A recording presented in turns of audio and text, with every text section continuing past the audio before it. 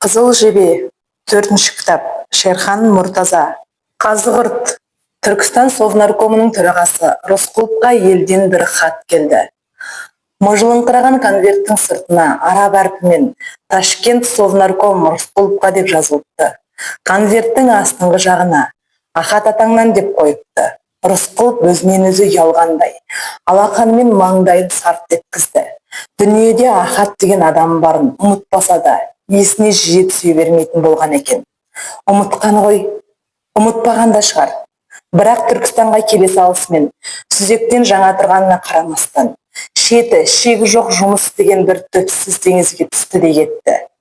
Әйтпесе елден жырақта, Мәскеуде, Бакуде өткен жылдарда ол талай рет туған елге бір баруды, Ахатты, Оразбақты, Дәу Омарды тағы басқа ағайын туғанды көруді аңсайтын. Енді міне Ташкентке келді. Келді де бәрін ұмытты. Теңіз толқыны оны өз ыңғайымен ығыстырып, қақпайлап алып, өз қалпына салып алды. Сөйтіп Түлкібас елі есінен шығып кете жаздағаны рас. Енді соған ренжи отырып конвертті ашты. Баяғы Ахаттың қолы, арабша Рысқұловты 4-5 жасындағы үйреткен Ахаттың жазуы. Ардақты Рысқұл баласы Тұрар. Аман есен әруақ Құдай қолдап, Түркістанға қайта оралғаныңды балалар газеттен оқып берді. Тау-Шілмембеттен қалған көзі тірі тұқым жиылып, ақсары бас атап, құрбандық шалып, тойхана өткіздік.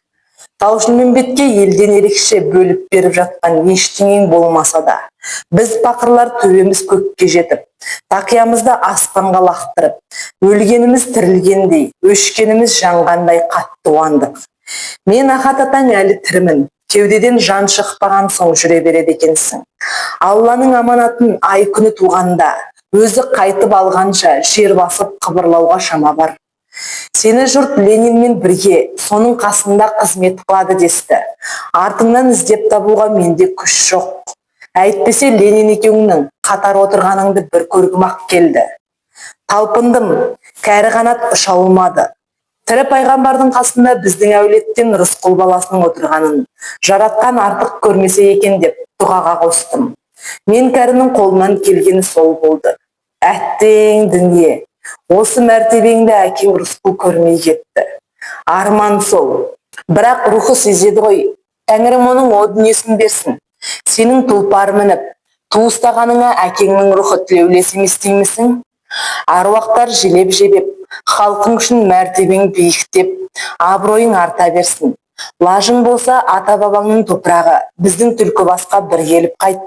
Тірісінде дұғасымен, өле кетсем рухыммен тілектес атаң. Әкең Рысқұлдың ағасы Ахат деген пендеден осы сәлемді қабыл ал. Рысқұлов хаттың мұж-мұжын алақанымен сипалап біраз отырды. Ахаттың кәрі алақанымен алақанын айқастырғандай, тілсіз сәлемдескендей бір ризалық сезімге бөленді. Ел тілеумен ер көгерер, тілеулестер осылар ғой. Жанкүйер жоқ, тілектесі жоқ басшы, қанша құдіретті болса да кемтар. Ондай басшы тек билік күшімен күн көреді. Рысқұлов 2-3 күнге Түлкібасқа барып қайтпақшы болды. Жолай Манкентке соғады, олын қайын-енесін көреді. Бұл сапарға ол Надяны да ала бармақшы. Өлі мен тірінің арасында жатқанда аузына су тамызған, алапат ыстықтан кезерген ернін сулы мақтамен сүртіп отырған. Тіпті дәретіне дейін алдырып, жас балаша мәпелеп баққан Надя, Жанша Досмұхаметовтің балдызы, мұны Орынбордан Ташкентке дейін шығарып салып, Ташкентке келген соңда дәрі-дәрмекті өзі беріп, өзі бағып қақты ғой. Атақтаңқы алысқа кетсе де, Рысқұловта осы уақытқа дейін отбасы жоқ. Бұрынғы әйел кеткен, жалғыз бала қайын-ене қолында. Ер азаматтың қосы түзелмей, ісі түзелмейді дейтін бар. Бұл бабадан қалған қағиданы Рысқұлов өзі ұмыта бергенмен тағдыр есіне салғандай, осы Надя тап болды. Сүйдім күйдімнің ісі емес, бірақ өзіне өлердей беріле қызмет қылып, жанашыр болған жанға енді сауығып болған соң, Рысқұлов, ал жарқыным, ауылыңа қайта ғой, демеді. Надя да мен қайтайын деген жоқ. Орынбордан да, ау Надя неге қайтпай жатыр деген тақақтаған ешкім болған жоқ. Күйіп жанып өлердей ынтызар болған Наташадан не опа тапты. Жеме-жемде оған жардан гөрі кеңес үкіметінің қанды балақ қасшауы, өзінің туған бөлесі, подполковник Приходько күйігі басым түсті. Совнарком төрағасы баяғының губернаторыныкіндей кең сарай үйге жоламай, бұрынғы Садовая дейтін көшедегі өз пәтерін алып, Надя екеуі сонда тұрып жатқан. Ол бұрын түріксік төрағасы кезінде де осы үйді мекендеп еді. Бау-бақшалы, тұйықтау, тыныш көше. Рысқұлов пен Надя Ташкенттің вокзалына табандары тиер-тиместен-ақ Надяны жұрт Рысқұловтың келіншегі деп қабылдады. Рысқұловты қарсы алуға Түркістан басшылары шыққан екен. Ішінде баяғы Сұлтекең, Сұлтанбек Ходжанов, Санжар Аспандияров, Ораз Жандосов, Файзолла Ходжаев, Акмал Икрамов бар. Басқалар әліптің артын бағып, әдеп сақтап тұрғанда Сұлтекең сақпандай сарпылдап, саңқылдап ала жөнелді. Оу, тұрар, құсың құтты болсын. Немене тағы да орыстан алғансың ба?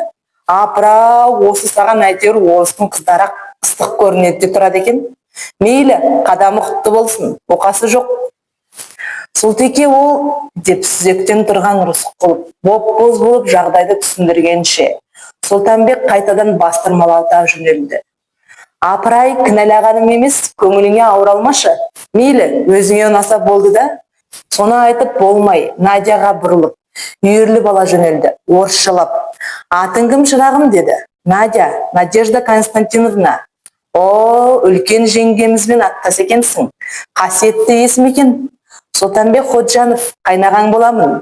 Бейтаныс адамдардың арасына түскенде, бөтен бір планетаға келгендей болып, Надя екі беті дуылдап, не айтарын білмей қысылды.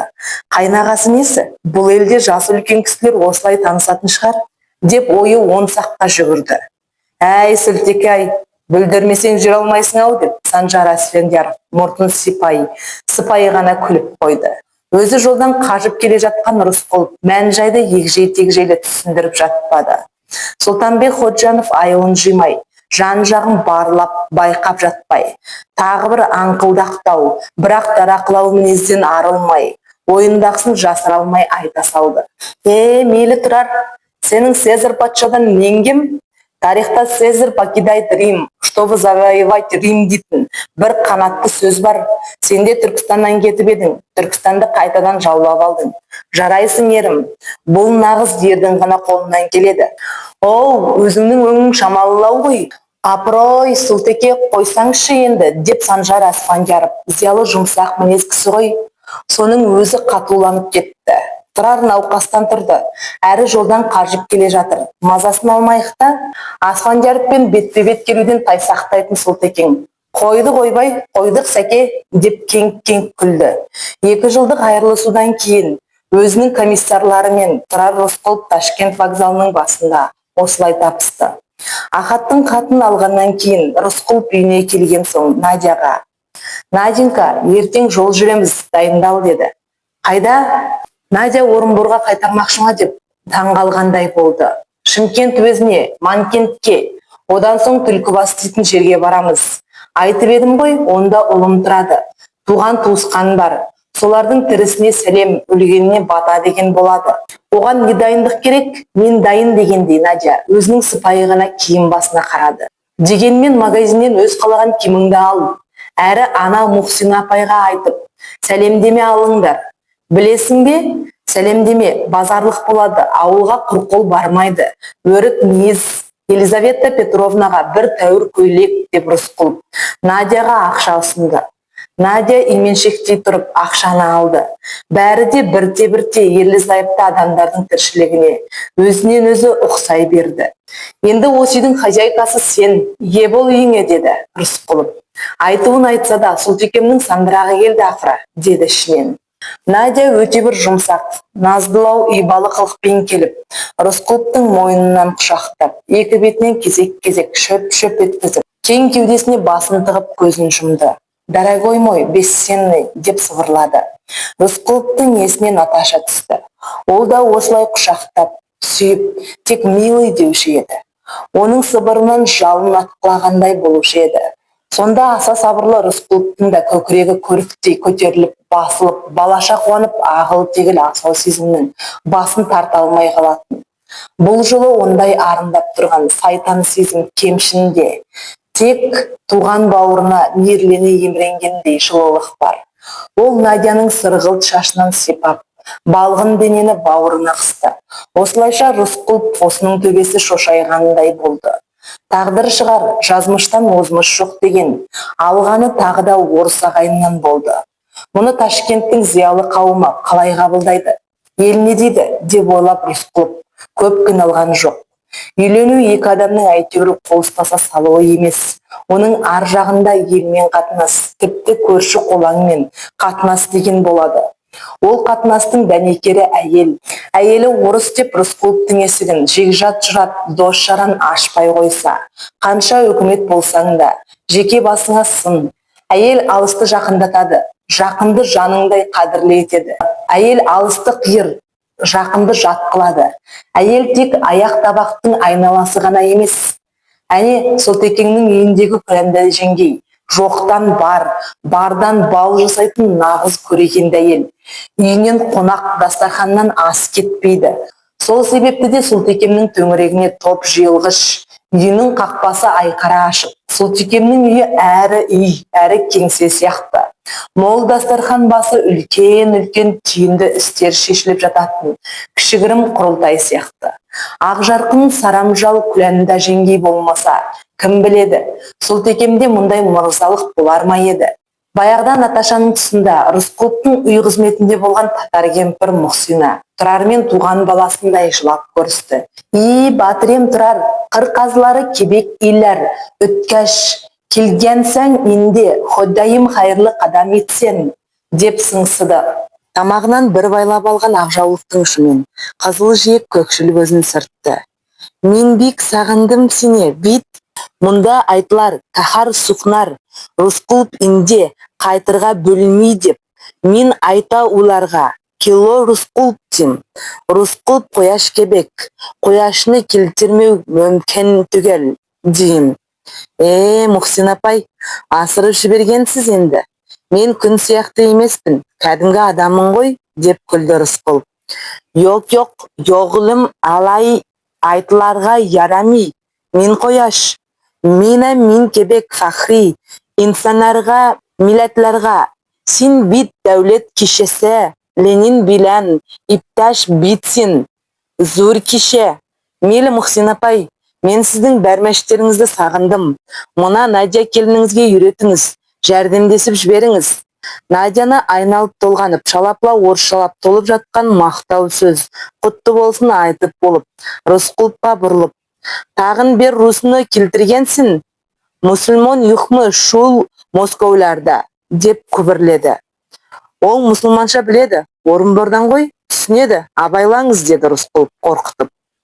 Кемпір шынында да, астағфиралла, ғафу етегіз, деп сасқалақтады.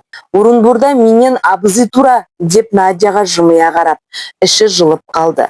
Мүмкін татар қызы деуде, өйткені Надя, яқшы деп Орынбордан білетін бірер сөзін айтқанда, кемпір оның құрбандығы болып кете жаздап.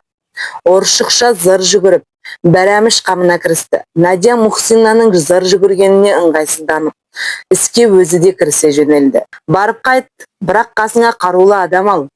Рудзутак, басмашылардың тамыры әлі үзіліп бітпей тұр. Сақтықта қорлық жоқ. Рудзутак қоштасарда осылай деп қалды. Ян Ернестович, қазір РКП-ның Орта Азия, Сред Азбюро төрағасы, Рудзутактың ұсынысымен Түркістан Совнаркомының төрағасы Тұрар Рысқұлов Сред Азбюро мүшесі болып сайланды. Осыдан 2 жыл бұрын Рысқұловтың қос өкпесін қысқан қыспақ енді жоқ.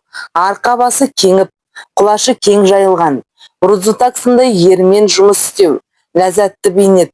Заман сипаты сауыққан сыңайлы. Кешегі Кушекиндермен арпалыс кезеңі, қатерлі өткел артта қалды. Қиыншылық әлі көп. Соның ең күрделісі басмашылармен күрес. Бұл күреске Рысқұлов аянбай түсетін сыңайлы. Оған кеше ғана Сталинге жазған хаты куә.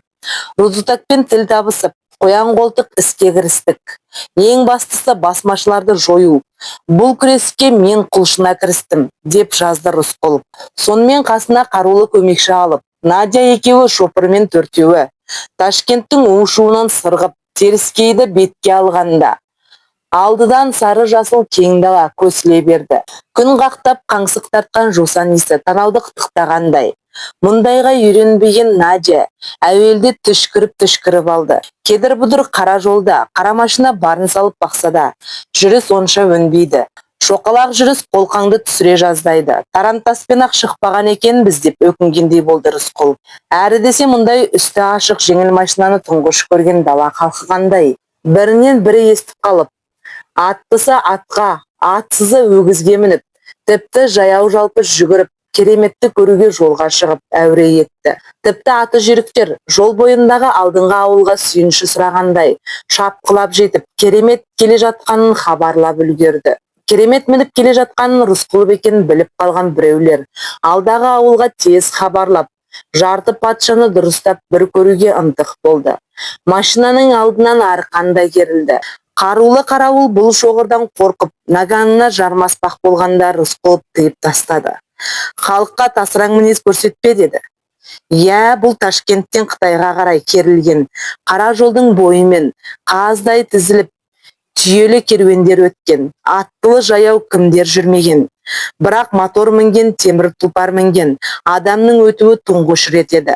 Мұнда таңғалмағанда қайда таңғаласың? Түс әлетінде қара машина Қазығұрттың асуына шыққанда дүние өзгеріп сала берді.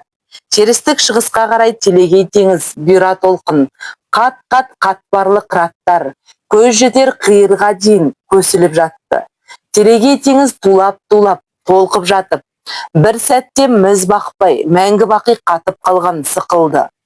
Рысқұлов машинаны тоқтатып, аяқ жазып, жерге түсті. Қазығұрттың биігіне біраз жерге дейін өрмелеп шығып, алқынып қалған Надяға, «Міне, Нұх пайғамбардың кемесі тоқтаған тау осы», деді. «Қайда, қайда, кемесі қайда?» деп Надя сеніп қалды. «Қайда болушы еді? Төбесінде да, шығайықшы, көрейікші онда» деп жас келіншек жанып кетті. Рысқұлов оның қылығын әуес көріп күліп жіберді. «Аңыз ғой, Наденька, легенда» деді. Надя конфет берем деп бермей қалған нәрестедей, көңілі пас тартып, аптығы басылып қалғандай болды. Нұх пайғамбардың кемесі туралы аңыз әр түрлі. Армяндар Арарат тауының басына тоқтаған дейді. Таяу шығыстағылар Синай тауының басында деседі. Ал қазақтар Қазығұртты қалап алыпты. Неге белгісіз. Негізінде бір қасиет бар болар. Байқайсың ба? Әне анау асқаршыңдар. Талас Алатауының ақыры. Ал басы Қытайда, шығыс Түркістанда жатыр. Қазығұрт болса сол Алатаудан домалап түскен бір сынық сияқты құтты мекен болар. Мыңғырған малдың жайлауы. Басында Қазығұрттың кеме қалған, болмаса кереметі неге қалған. Төбесінде бір тоқты жатып қалып, шопан ата жарықтық содан қалған, деп Рысқұлов Гүлдерайым әнімен ыңылдатып еді. Надя, «О, қандай сұлуан» деп алақанын шапаттады. «Дауыстап айтшы». Надяның көңілін қимады ма, әлде шыннан көкірегін әуен кернеді ме? Рысқұлов алдыда, толқын-толқын, тас толқын болып жатқан баябан ұлы далаға қасқая қарап, қоңырлата бір шырқады дейсің. Бұл әнге керемет сағыныш, әлде бір арман, аңсарлы әлем сыйып жатқандай еді. Басында Қазығұрттың кеме қалған, болмаса кереметі неге қалған? Сұлу қыз, көркем жігіт, бәрі сонда, япырмау, неге келдім сол арадан. Ахау, Гүлдерайым, күн мен айым, ұшарға қанатым жоқ, не қылайын. Орысшаға аударшы деп қиылды Надя. Рысқұлов мағынасын жеткізгендей болды. «Я, қандай аянышты» деді Надя, мұңайғандай кейіппен. «Ұшарға қанат жоқ, қанатсыз қандай қиын. Қалай қанат жоқ? Қанат ол арман. Арманы сұлу адам, тегі жаман емес. Пейілі таза, көкірегі адал адам. Ақ тілекті арманға ұмтылады. Ұмтылған мақсатына әйтеуір жетеді. Әне, қанат деген сол» деп Рысқұлов Надяны иығынан құшақтап төменге қарай беттеді. Күн жарықта Манкентке жету керек. Қазығұрт бауырында мотор гүр-гүр етіп оталды.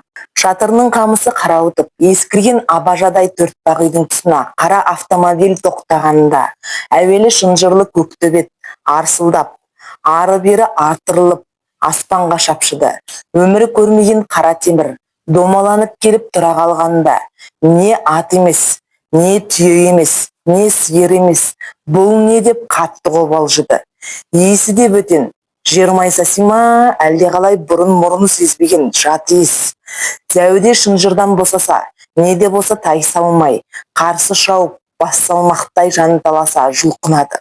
Иттің бұл шабалағаннан секемденген Елизавета Петровна мына қара суықта иініне бірдеңе ілуге де шамасы келмей, сыртқа көйлекшең атып шықты. Қақпаны ашып қарап еді. Әуелі көзіне сірейген мылтықты солдат шалынып, жүрегі зу ете қалды. Жерді тартып алуға келген Клевенцовтың адамдары ма? Сол замат машинадан Рысқұлов түсе беріп, беті бері қарағанда: «Ой, қарағым Тұрар-ай, сен бе едің? Бұлар кім?» деп зәрем кетті ғой. «Амансыз ба, мама?» Рысқұлов бурыл шаш ақсары әлі де ажарлы кемпірді бауырына басты. «Өзің қалайсың, Тұрар? Аман жүрмісің?» «Мама, міне, қызыңыз Надежда». Надя кемпірге бір адым жақындап: «Здравствуйте» деп имене басиды. Елизавета Петровна бөтен әйелге түйіле қарап біраз тұрды. «Наташадай қайдан болсын?» деді ішінен. «Амансың ба, қызым? Қадамың құтты болсын. Сен сірә Тұрардың келіншегі шығарсың». Надя қып-қызыл болып бетін бұрды. «Я, мама, Надя екеуміз осы таяуда қосылдық», деді Тұрар.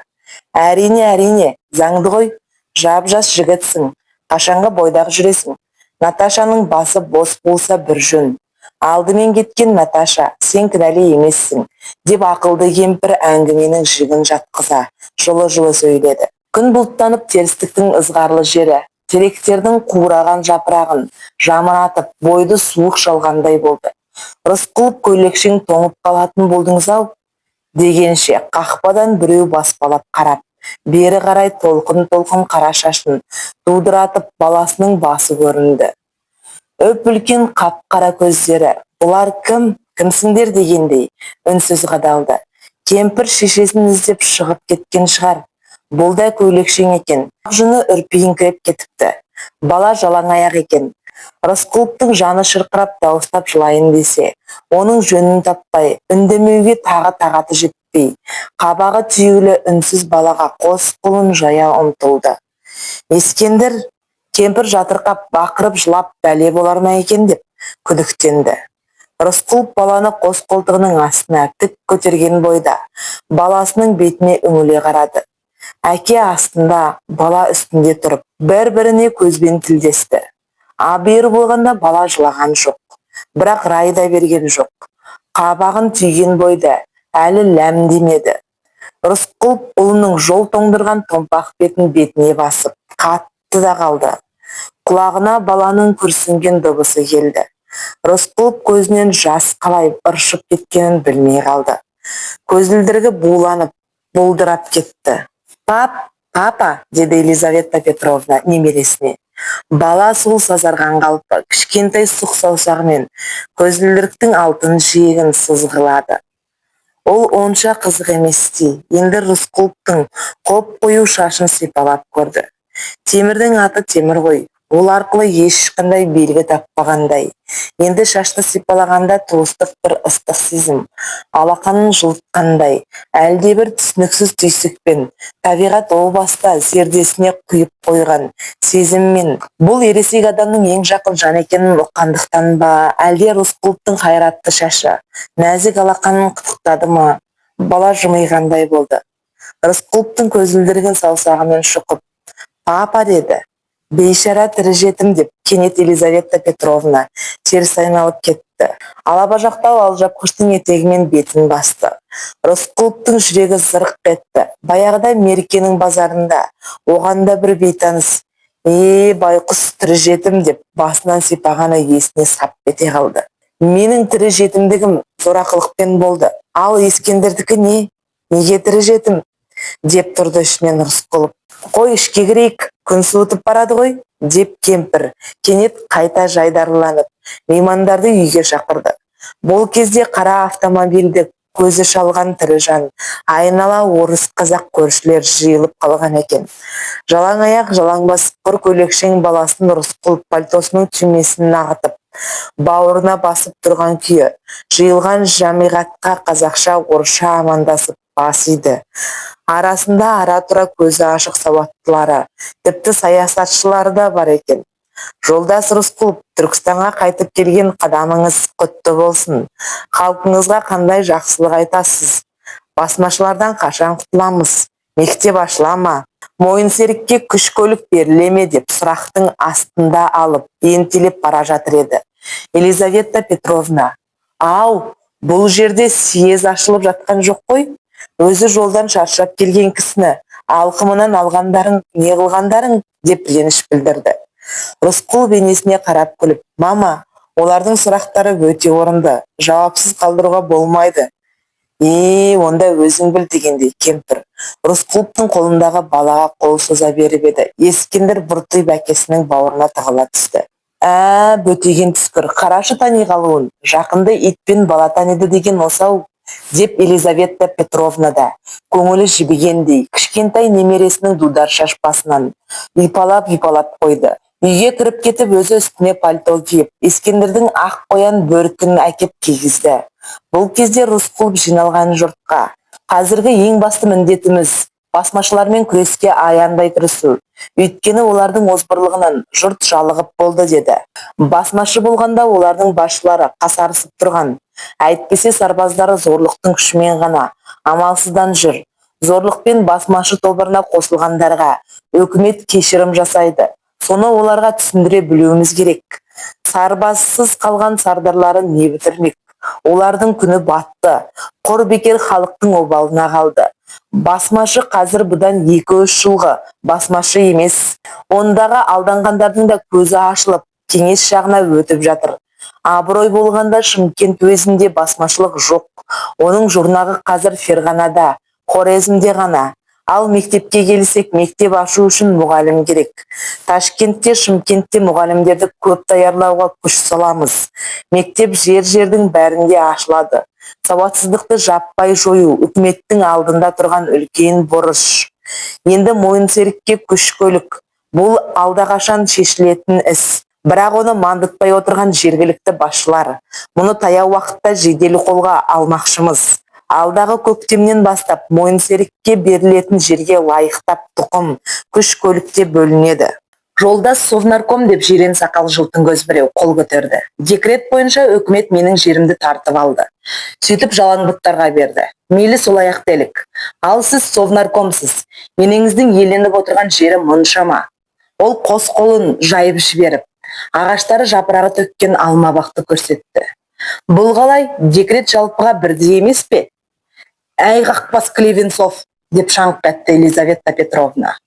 Сағанда анау Шымкенттегі ініңе де, бүкіл Клевенцов әулетіне күйік осы 1/2 гектар бау болса, мен ертең өткіземін өкіметке. Ал не дейсің? Рысқұлов бір кезде түрксек мүшесі болған Клевенцовтың туысқанына қарап, қанағаттандыңыз ба? Деді. Көрерміз әлі. Құр сөз болып жүрмесін, деп теріс айналып кетті.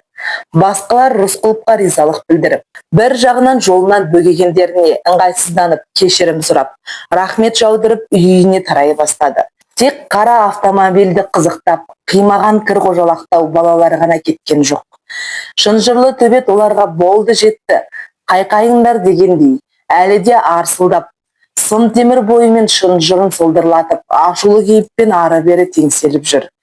Елизавета Петровна көк төбетке киіп, не көрінді саған, өзіміздің кісілерді танымай қалып, деп итті үйшігіне сүйреп кіргізбек еді. Төбет құйрығын бұлғаңдатып, иесіне жалынышты көзбен қарап, қипалақтай беріп, дарбазадан кіріп келе жатқан меймандарды көріп, көзі ызғарлана қалып, тағы арсылдады. Кемпір тағы да ұрсып, даусы қатты шыққанда барып, ағаш үйіне кіріп кетті. Меймандар салқын даладан ұядай жып-жылы үйге кіріп, тосылыңқырап тұрғанда үй иесі ілесі жетіп, отырыңдар, жайғасыңдар деп бәйек болды. Бөтен бір дүниеге адасып еніп кеткендей болып тұрған Надяға, қызым, атыңыз? Надежда. Наденька, қысылма, өз үйіңдей көр, деп орындықты ұсынды. Рысқұлов пальтосын шешерде баланы Надя барып ұстай тұрмақшы болып еді. Ескендір бұртиып қалып теріс айналды. Надя қып-қызыл болып өртеніп кете жаздады. Баланы кемпір өзі көтеріп тұрып, ой ақымақ, неге жатырқайсың? Маман ғой, мама, деді. Әкеңді ғой тез таныдың, шешеңді неге танымай қалдың? бара ғой деп баланы Надяға қарай икемдеді.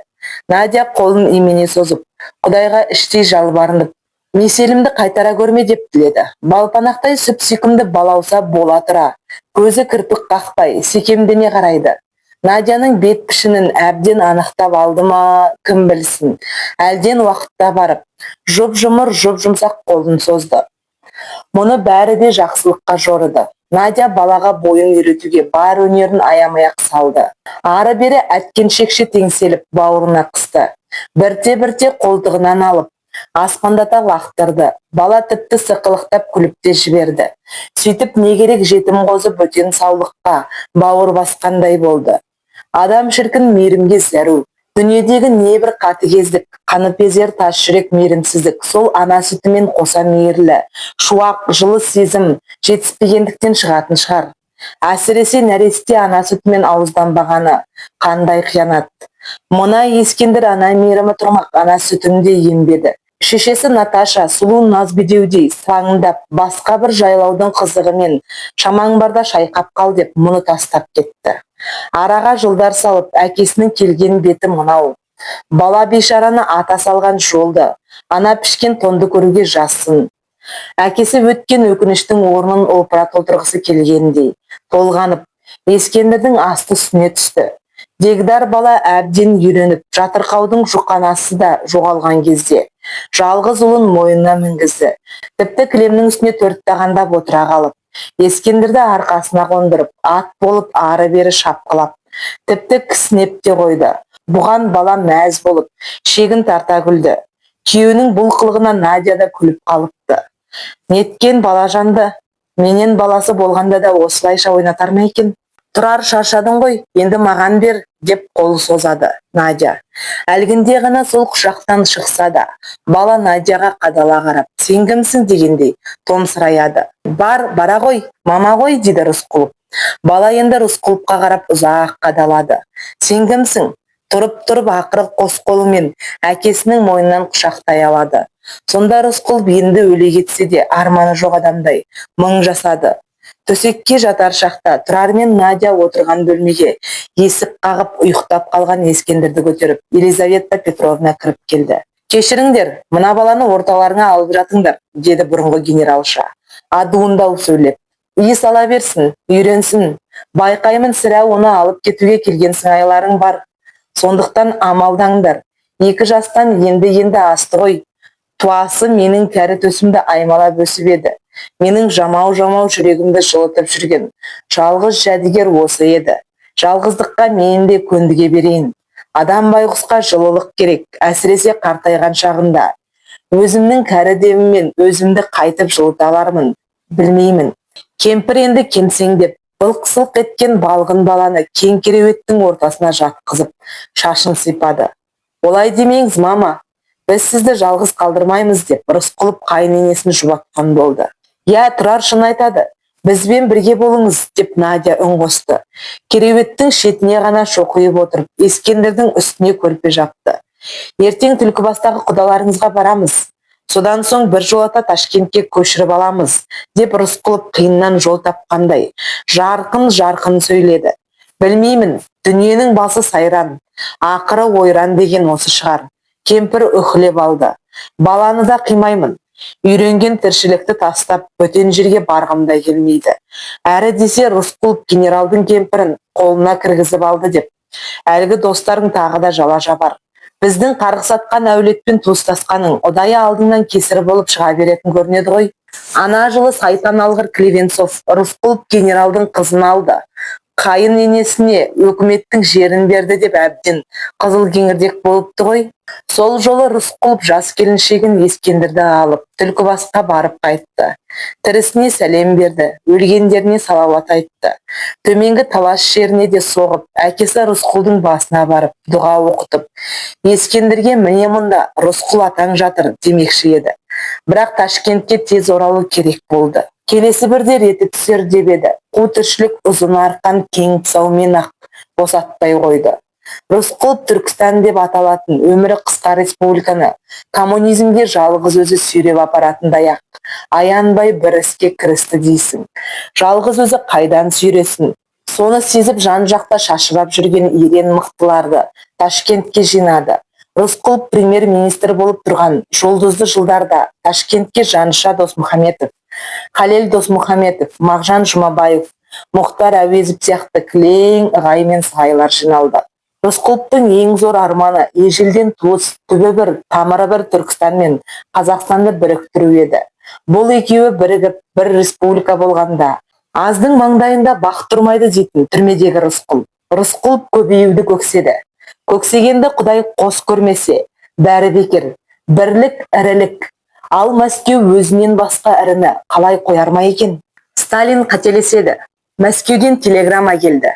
Маусым айының 9-ында кеңес ашылады депті. Ұлт республикаларының басшылары шақырылады депті. Ұлт мәселесі қаралады депті. Рысқұлов телеграмманы қайталап оқып шықты да ойланып қалды. Ұлт мәселесі осыдан небәрі 3 ай бұрын 12-ші съезде егжей-тегжейлі қаралған жоқ па? Бұл жөнінде нақты қарар қабылданған. Болашақ іске бағыт-бағдар берілген. Қазір жер-жерде сол 12-ші съездің материалдары кеңінен талқыланып ақ жатыр. Табан астында кеңес шақырардай тағы не боп қалды? Ойлан не, ойланба не, бәрібір жолға жиналу керек. Жиналатын не бар? Рысқұлов артынып-тартынып жүруді жаратпайды. Шағын шабаданға сабын, мәсуек ұстара салады.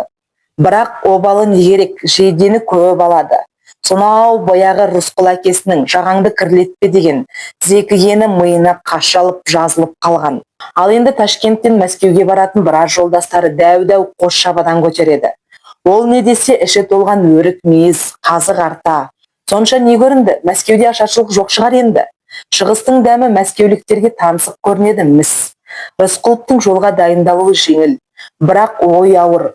Жүк көтергенмен ой көтергеннің азабы 10 есе артық. Бұл қандай кеңес деп орталықтағы таныстарымен байланысып еді олар. Сұлтан Ғалиев ұсталды, түрмеде отыр дейді. Ал енді ойланбай көр. Я, Мирсаид Хайдарович Сұлтан Ғалиев. Толық аты жөні Мирсаид Хайдарғалиұлы Сұлтан Ғалиев. Рысқұлов былтыр күзде Түркістан совнаркомы болып бекітілгенге дейін сол Сұлтан Ғалиевпен Кремльде бірге қызмет істеді. Рысқұлов наркомнат Сталиннің орынбасары еді. Ал Сұлтан Ғалиев сол ұлт істері жөніндегі комиссариаттың коллегия мүшесі болды. Обалы не керек? Әріден ойлайтын ақылды адам. Рысқұловтан 2-3 жас үлкендігі бар. Оның үстіне көпті көрген, жастайынан от пен судан көп өтіп, шыңдалған большевик. Сталинмен тіпті дос десе де болады. Сұлтан Ғалиев жастайынан Қазаннан Бакуге кетіп, социал-демократтармен істес болып, Сталинмен сол кезден біліседі. Сталин оны наркомнатқа алып жүргенде бекер емес. Сол ескі таныс білістіктің нәтижесі. Енді қалай? Сталинмен екеуінің арасынан қандай қарамысып өтіп кетті? Әлде бір қылмыс істеп қойды ма? Сұлтан Ғалиев өткенде бір сүріне жаздаған. Жазықсыз жапа шеккен бір әйелге ара түсіп, әлгі әйелді қорлаушыны атып тастаған. Сонысы үшін де қамауға алынса керек еді. Бірақ Сталин араласып, огупүйге тимеңдер деп тастаған. Сөйткен Сталин енді қазір сол Сұлтан Ғалиевтің түрмеде отырғанын білмеуі мүмкін бе? Білсе құтқарып алмай ма? Әлде Рысқұлов Сұлтан Ғалиевтен осы таяуда ғана бірінен соң бірі 2 хат алды. Рысқұлов осы 2 хат кейін өзіне айып болып тағылатынын қайдан білсін? Кремльде қызметтес болған жолдасыңнан хат алу айып па? Бірақ Сұлтан Ғалиев сол хаттардың ішіне бомба орап жіберген шығар. Кеңес өкіметіне қатерлі қауіп төндіретін бір сұмдық бар болар. Онда ештеңе сезілмейді. Тек партияның 12-ші съезі ұлт еріктілігін біршама кеңейтті. Соны дұрыстап іс жүзіне асырайық деген сияқты бірдеңелер бар. Сұлтан Ғалиев Рысқұловқа астыртын нұсқау беретіндей дәнеңе байқалмайды. 12-ші съезде қызу айтыс тудырған мәселелерді Рысқұлов осыдан 3-4 жыл бұрын-ақ көтерген. Ұлт республикасы деген жалаң сөз болмасын. Ұлт республикасы деген аяқ қолы орталық, яғни Мәскеу арқылы қимылдап тұратын қуыршақ болмасын. Оның да өз көзі, өз аузы, өз қол аяғы болсын деді. Сол үшін Түркістан Республикасы президенттігінен босап, Мәскеуге Сталиннің қол астына ауысты. Я, солай, бәрі өтті кетті. Бұл хаттардың бас қатыратындай ештеңесі жоқ. Рысқұлов та пенде ғой, қайдан білсін? Бұл хаттар ОГПУ-дың сұрыптауынан өтіп, ерекше назарға алынып барып жетіп отырғанын. Әйтсе де керегі болып қалар деп екі хатты папкасына сала салды. Сұлтан Ғалиев түрмеде отыр деген сөзден сескеніп те қалды. Жүрегі түскір қобалжып барып басылды. Бірақ неге қобалжыды? Кеңес өкіметіне, партияға қарсы істеген жамандығы жоқ. Ондай арам ойдан аулақ. Түркістанда премьер-министр болғалы жұмысы жаман емес. Ісі ілгері басып тұр. Басмашылардың басы шабылып, тобы ыдырай бастады. Халық жақсылық дәмін татқандай. Кеңес өкіметіне іш тартып, жұмыла жұмыс істеп жатыр. Ашынған қарын тойынып, ашылған етек жабыла бастады. Төтеннен бір ылаң шықпаса, заман осылай өз ырғағымен оза берсе, адам баласы ықылымнан аңсаған, ақ жарылқаған күн туып, қой үстіне бозторғай жұмыртқалайтын шығар. Иә, кесірінен сақтасын, кесірінен сақтасын. Артта талай-талай арпалыс жылдар қалды. Жақсылыққа жан жадырар жаймашуақ заманға жетсек екен деп, өлермен үмітпен алға мойын созып, қасарсып келе жатқалы қашан. Бейнеттің зейнеті бар демеуші ме еді? Енді келер сол зейнет, заманның шырайы жақсарып келеді. Төтеннен соқпаса, төтеннен соғар әлде қалай зілзала болмаса, топан су қаптап, яки жер сілкінбесе, әлде бір сұрапыл аштық жайлап, оба індет тарамаса, дәл қазір төтеннен соғар не бар? Азапты ауыр соғыстар артта қалды. Естияр баладан еңкейген шалға дейін бейнет еңбекке бет қойды. Шаруа қылыш орнына орақ, жұмысшы мылтық орнына балға ұстады. Зейнетке жеткізетін бейнет қор ел еңбектеніп ақ жатыр. Рысқұлов қат-қабат жұмыстан сәл-сәтке қолы босаса, кітап оқыр. Өзі де кітап жазуға отыра қалар. Әне сонда ой торлайды, уайымсыз да емес. Күдікшіл болмаса да, әлде бір шүбә күдік елес береді. Болашақ қалай болмақ? Ленин ауру, дерті қатты. Тіпті көктемде өткен 12-ші съезге де қатыса алмады. Сұлтан Ғалиев, ендігі жерде Рысқұлов үшін бұл есім өп үлкен сұрақ болып, жүрсе де тұрса да көз алдында тұрды да қойды. Қамалғаны қалай? Мірсайыт Сұлтан Ғалиев жазықсыз жас әйелді арашалап, зорлықшыл озбырды атып тастағанда да қамалмап еді ғой? Рас, күнәкарды атып тастады. Бәрібір кім болса да кісі өлімі. Ол үшін қамауға, тексеруге алынуы тиіс.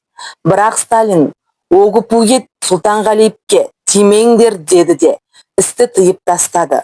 Сұлтан Ғалиев қазір түрмеде отырса, Сталин енді неге босатып алмайды? Тіпті Рысқұлов жол жүрер алдында, өз дастарханының басында, шай ішіп отырып та, осы бір сұрақтың тереңіне сүңгіп кетсе керек. Әйелі Надя, тұрар, саған не болған? Шайың суып қалды ғой? Дегенде ғана барып, пиалаға қолын созды. Надяның аяғы ауыр, жалғыз ілік, жанындағы ескендір қолды-аяққа тұрмай жүгіре береді. Көшеге шығып кетсе, не болады? Адасып кете ме? Ат арба, машина қағып кете ме? Көзден таса қылсаң әйтеуір бірдеңені бүлдіреді. Надя ескендірге бауыр басып қалды. Бала да оны көп жатырқамай, өгей шешеге тез телінді. Манкенттегі әжесі Елизавета ескендірді туған әкесінің, келін боп жаңа түскен өгей шешесінің қолына табыстаған. Ескендірді қимай елжіреп көп жылады. Рысқұлов, мама, үйтіп күйне бергенше біздің қолымызға көшіп алсаңшы. Манкентте жападан жалғыз қалай күн көресіз деген. Ей, тұрар, адамның айтқаны болмайды, Алланың дегені болады демеуші ме еді? Біздің орыстар оны человек предполагает, Бог располагает деді. Менің армандағаным болмай еді. Қызы түскір, көз көрмес, құлақ естімес жерге кетті. Сенің сүйіктің Наталья Алексеевнан айтам. Бір-бірінен айырылған заман. Генерал Байдан да айырылдым. Біздің әулеттен бас көтерген Аркадий Приходьконы өзің аттырып тастадың. Енді өлер шақта сенің босағаңды күзетіп қалай отырам? Әруақтар менен адасып қалар. Өлгендердің рухы мені Манкенттен іздеді ғой. Өлгендерді адастырмай-ақ генералдың шаңырағын күзетемін. Ал Ескендір болса қайтейін? Өз өзегімді жарып шыққандай-ақ болып кетіп еді. Немере өз балаңнан да шырын болады екен. Бірақ әкесінің бауырында өссін. Сенен жат бауыр болып кетсе, мен күнәға батармын. Әкемен баланы ажыратып қайтемін. Әрі десе мен діндар адаммын. Большевик бастықтың үйінде икона ұстауға болмас. Осы Колосовскийлер әулетіне бола саған таңылмаған бәле жала, онсыз да аз болған жоқ. Бөлек тұрамын. Бірақ Ескендір барда қол үзіп те кете алмаспын. Келіп кетіп жүрермін. Манкент онша алыста жер емес қой. Қайын ненесі осылай деді. Енді Ескендір Надяның жанында қалды. Ал бұл болса аяқ ауыр. Кесірінен сақтасын. Ескендір жалғыз болмас. Шешеден жалғыз қалса да әкеден жалғыз болмас. Не іні, не қарындас келер дүниеге. Әлі анасының құрсағында жатқан жанды. Жарық дүниеден не күтіп тұр? Оны бір құдіреттен басқа ешкім де білмейді. Рысқұлов үйден шығарда бір қолына Ескендірді көтеріп, бір қолымен Надяны бауырына тартып, екеуін кезек-кезек сүйіп біраз тұрды. Надя орнында, Наташа тұрар жөні бар еді. Тағдырдың ойыны бойынша жайдарман жайсаң сұлу Наташа емес, бұйығы момын қарапайым ғана Надя мұның кеудесіне басын басып, үндеместен күрсініп салды. Жай күрсініс пе, әлде қалай уайымның оты ма, кім білген. Уайымның да уәжі бар. Іштегі бала бір уайым, сырттағы бала екі уайым. Ал ең үлкен уайым осы бір әп-әдемі, тату-тәтті өмір ұзағынан ба, әлде? Рысқұловтың етегінен өзі ұстағандай болды. Рысқұлов мұны құлай сүйіп, күйіп жанып алмаған сынды. Кім біледі, араға әзәзіл түспесе, екеуінің жұбы жазылмастай, баянды болар. Әрі десе Ташкентке туған әпкесі Ольга Константиновна мен жездесі Жанша, Жаһаншақ Досмұхаметов көшіп келмекші. Енді жалғызсырамас. Туған бауыр жанындай жақсы жезде, көп медет қой. Ташкенттен аттанғанда ми айналдырған ыстық еді. Мәскеуде де оңай емес. Күн едәуір қызулы екен. Рысқұлов метрополь мейманханасынан шығарда, екі костюмнің қайсысын киерін ойлап біраз кідірді. Бірі Ташкентте киетін жеп-жеңіл бозғылт еді де, бірі баяғы шевиот қара костюм болатын. Осы қара костюмді киіп, ол Лениннің қабылдауында болған. Осы костюмді киіп, 12-ші съезге де қатысып, оның биік мінберінен сөз сөйлеген. Сол жолы орталық комитет құрамына сайланған. Ол кезде орталық комитет санаулы адамнан ғана құралар еді. Осы ем бір түрлі жақсылық нышанындай көрінді де, ол шевиот костюмге қол созды. Сағатына қарап еді, кеңестің ашылуына әлі 1 сағаттай уақыт бар екен.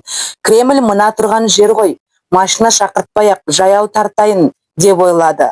Осы метропольге өзімен бірге келген Акмал Икрамов пен Сұлтанбек Ходжановқа хабарласып, бірге жаяу кетейік демекші болып, телефонға беттей бергенде, ол жеткенше ақ телефон өзі де безілдеп қоя берді. Тосыннан шар еткен дауыстан селк кете жаздап, тұтқаны көтерді. Алло, Рысқұлов тыңдап тұр. Амансың ба, тұрар? Деді ар жақтан таныс дауыс, қазақшалап. Әуелі Сұлтанбек шығар деп қалған. Сөйтсе Нәзір Төреқұлов екен. Оу, Нәзір, өзің амансың ба? Қалың қалай? Үй ішің аман ба? Я, әбден мәскеулік болып алдыңдар. Екеуі телефонмен шұқырастыда қалды. Төреқұлов қазір Мәскеуде тұрады. 20-шы жылы Рысқұловпен айтыстан соң, ақыры орталық Рысқұловты Мәскеуге шақыртып, Түркістанда өкімет түгелдей жаңарып, Нәзір Төреқұлов Түркістан компартиясы орталық комитетінің жауапты хатшысы болып сайланған. Бірақ бұл қызметте ол ұзақ отырмады. Тұрардың орнына отырған Түркістек төрағасы Тәжік Абдолла Рақымбаев, Түрік Совнарком төрағасы Түрік пен Қайғысыз Атабаев, орталық комитеттің жауапты хатшысы Нәзір Төреқұлов үшеуі де бұл биік орындардан бірден алынды. Жаңылмайтын жақ, сүрінбейтін тұяқ жоқ. Кезінде Рысқұловқа қарсы оппозиция құрып жүретін бұл азаматтар да өз жұмыстарында ойсыраған олқылықтар жіберіп қойды. Солардың ішіндегі ең сорақысы қолға түскен басмашылардың басшыларын босатып жібергендері еді. Мұны орталық кешпеді де орындарынан түсірді. Нәзір Төреқұлов қазір Мәскеуде, Шығыс баспасының директоры еді ғой. Жас жазушы Сәбит Мұқанов Нәзірге барып, кітабын шығарта алмай, Сталиннің қабылдауына сұранатын кезде сірә осы тұс болар. Тіршілікте жұмыс бабында, мансаптар жолында не болмайды. Айтыста, тартыста болады. Бірақ қысқа өмірді қырқысып өткізгеннен Құдай сақтасын. Жап-жақсы дос-жаран, жап-жақын жамағайын, қандас бауыр, жора жолдас адамдар бір-бірімен неге ғана ата жаудан жаман қастасып кетеді екен. Адамда аурудың түрі көп. Соның бәрінен жаманы мансап ауруы болса керек. Мансап жолында айтыссаң айтыс, тартыссаң тартыс, бірақ жауығудың өштесіп бет көріспестей болудың не керегі бар? Өсер елдің баласына келіспейтін кесел ғой ол. Рысқұловтар, Төреқұловтар мұны жақсы білген. Білгенде бір кездегі кикілжіңді ұмытуға тырысқан. Төреқұловтардың қудалауына ұшырап Мәскеуге кеткен Рысқұлов та орталық сыннан өтіп, енді қазір Түркістанға қайта оралып, халық комиссарлар кеңесін басқарып тұр. Нәзір Төреқұлов Тұрардың Мәскеуге келгенін біліп, енді өзі телефон соғып, амандық есендік сұрап жатыр. Көңілінде кек, көкірегінде дық жоқ екенін білдіргені ғой. Дүрдараз болып, дүрдиіп, сырттан бұртиып жүрсе, азаматтар басы қосылар ма? Азаматтары алауыз болған елдің берекесі кірер ме? Азаматтары алатайға мініп, алауыз болып жүрген алаштың соры бес батпан болмай ма? Тұрар, телефонмен әңгімеге мейірған бас. Кеңестен шыққан соң кешке үйге кел, мейман бол. Өткен кеткенді еске алып, екшейік. Түркістан жазушыларынан кімдердің кітабын шығарамыз? Соны ақылдасайық деп жатыр Төреқұлов. Қызметте сұлу қыз сияқты, әркім қызығатын шығар. Қызығу сезімі көбінесе ақылды жеңіп кететін шығар. Нәзірдің қызмет бабына қыңырлығын былайырақ ысырып тастап, Рысқұлов оны терең білімі, адамгершілік парасаты үшін жақсы көретін. Төреқұловтың жолы таспадай түзу жол емес. Әуелі Қазақ газетінде қызмет істеп, алашты құруға аянбай кіріссе де, кейін қып-қызыл большевикке айналып, әсіре солшыл болып алды. Көп тіл білетін, аса зерделі алғыр азамат. Әдетте телефонмен ұзақ сөйлесуді қаламайтын Тұрар. Бұл жолы уақытты қалай оздырып алғанын байқамай қалды. Кешір Нәзір, деді ол, сағатқа көзі түсіп кетіп. Кеңеске кешігетін түрім бар. Кешке кездесерміз. Сталиннің мінезін білесің ғой. Кешіккенді жақтырмайды. Ол енді Сұлтанбек пен Ақмалды іздеуге де мұршасы келмей, мейманханадан шығып Кремльге асықты. Жайшылықта метрополден төбесі көрініп тұратын Кремль асыққанда тым алыс болар ма? Кремльдің үлкен залының ауыр есігін аша бергенде Сталин кеңесті ашып сөз бастап тұр екен. Рысқұлов 2-3 минут кешігіпті. Рұқсат па екен? Деді Рысқұлов, табалдырықтан аттай беріп. Зал толы халық басын бұрып, бұған жүздеген көз қадала қалды. Қанша батыр болсаң да көптің көзі қадалғаны қиын. Сталин едәуір үнсіз тұрып алды. Ол үндемеген сайын залда сіресе түсті. Жасыл сарғыш көздерін сығырайтып, Рысқұловқа сұқтана тұрып, әлден кейін барып, Түркістанның Шыңғысханы Төрлет, деді. Неге олай, деді. Аузынан қалай шығып кетті? Әлде жорта айтты ма? Ешкім білмейді.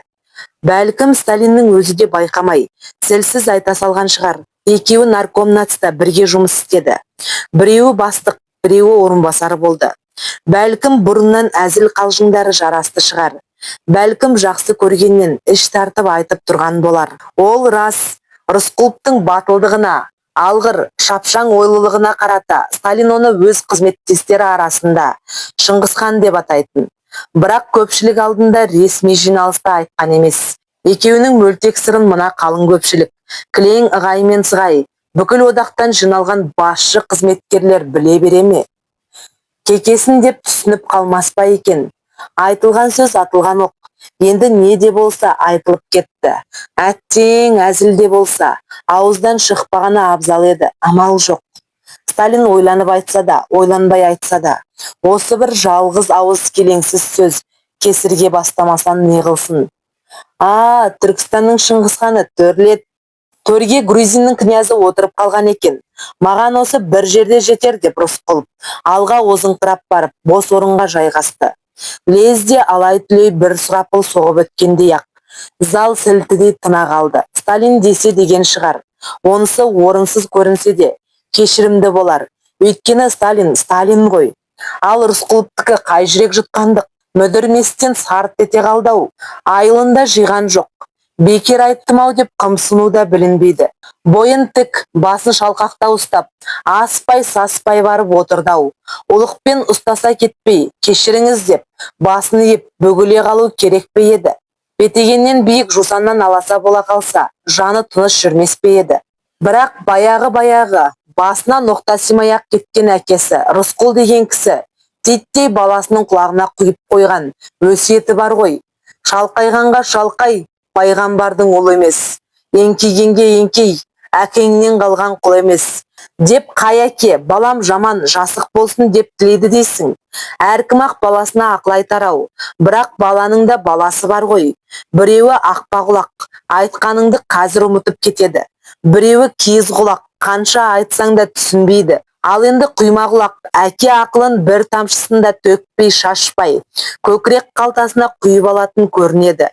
Рысқұлов сол шығар. Сталин болса қайтейін, пайғамбардан туған жоқ қой деген шығар. Әкесі Вассарион Жугаев деген кісі, ел қыдырып әркімнің етігін тігіп, күнін көрген кісі еді ғой деген шығар. Не десе де болары болды, бояуы сіңді. Залдың алдыңғы қатарында отырғандар Сталиннің шешек тақты, ақсары жүзі ду ете қалғанын анық байқады. Сталин қаны бетіне оңайлықпен шапшымайтын кісі еді.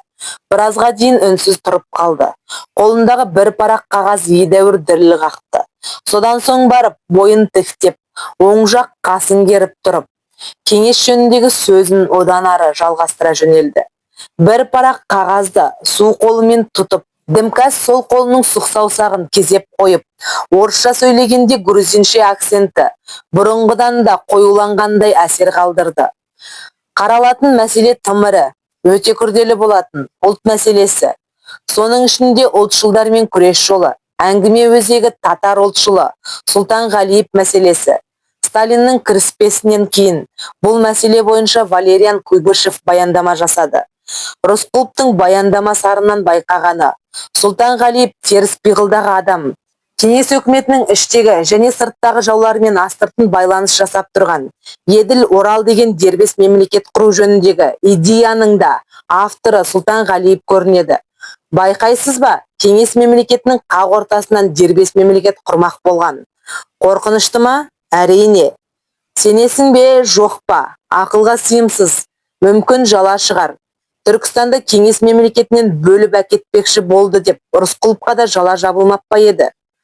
Олай емес екенін Рысқұлов бұлтартпай дәлелдесе де, сол болмаған іс оған әлі таңылып жүрген жоқ па? Кінәсіз кінә оған, әлі қанша таңыларын кім біліп болған?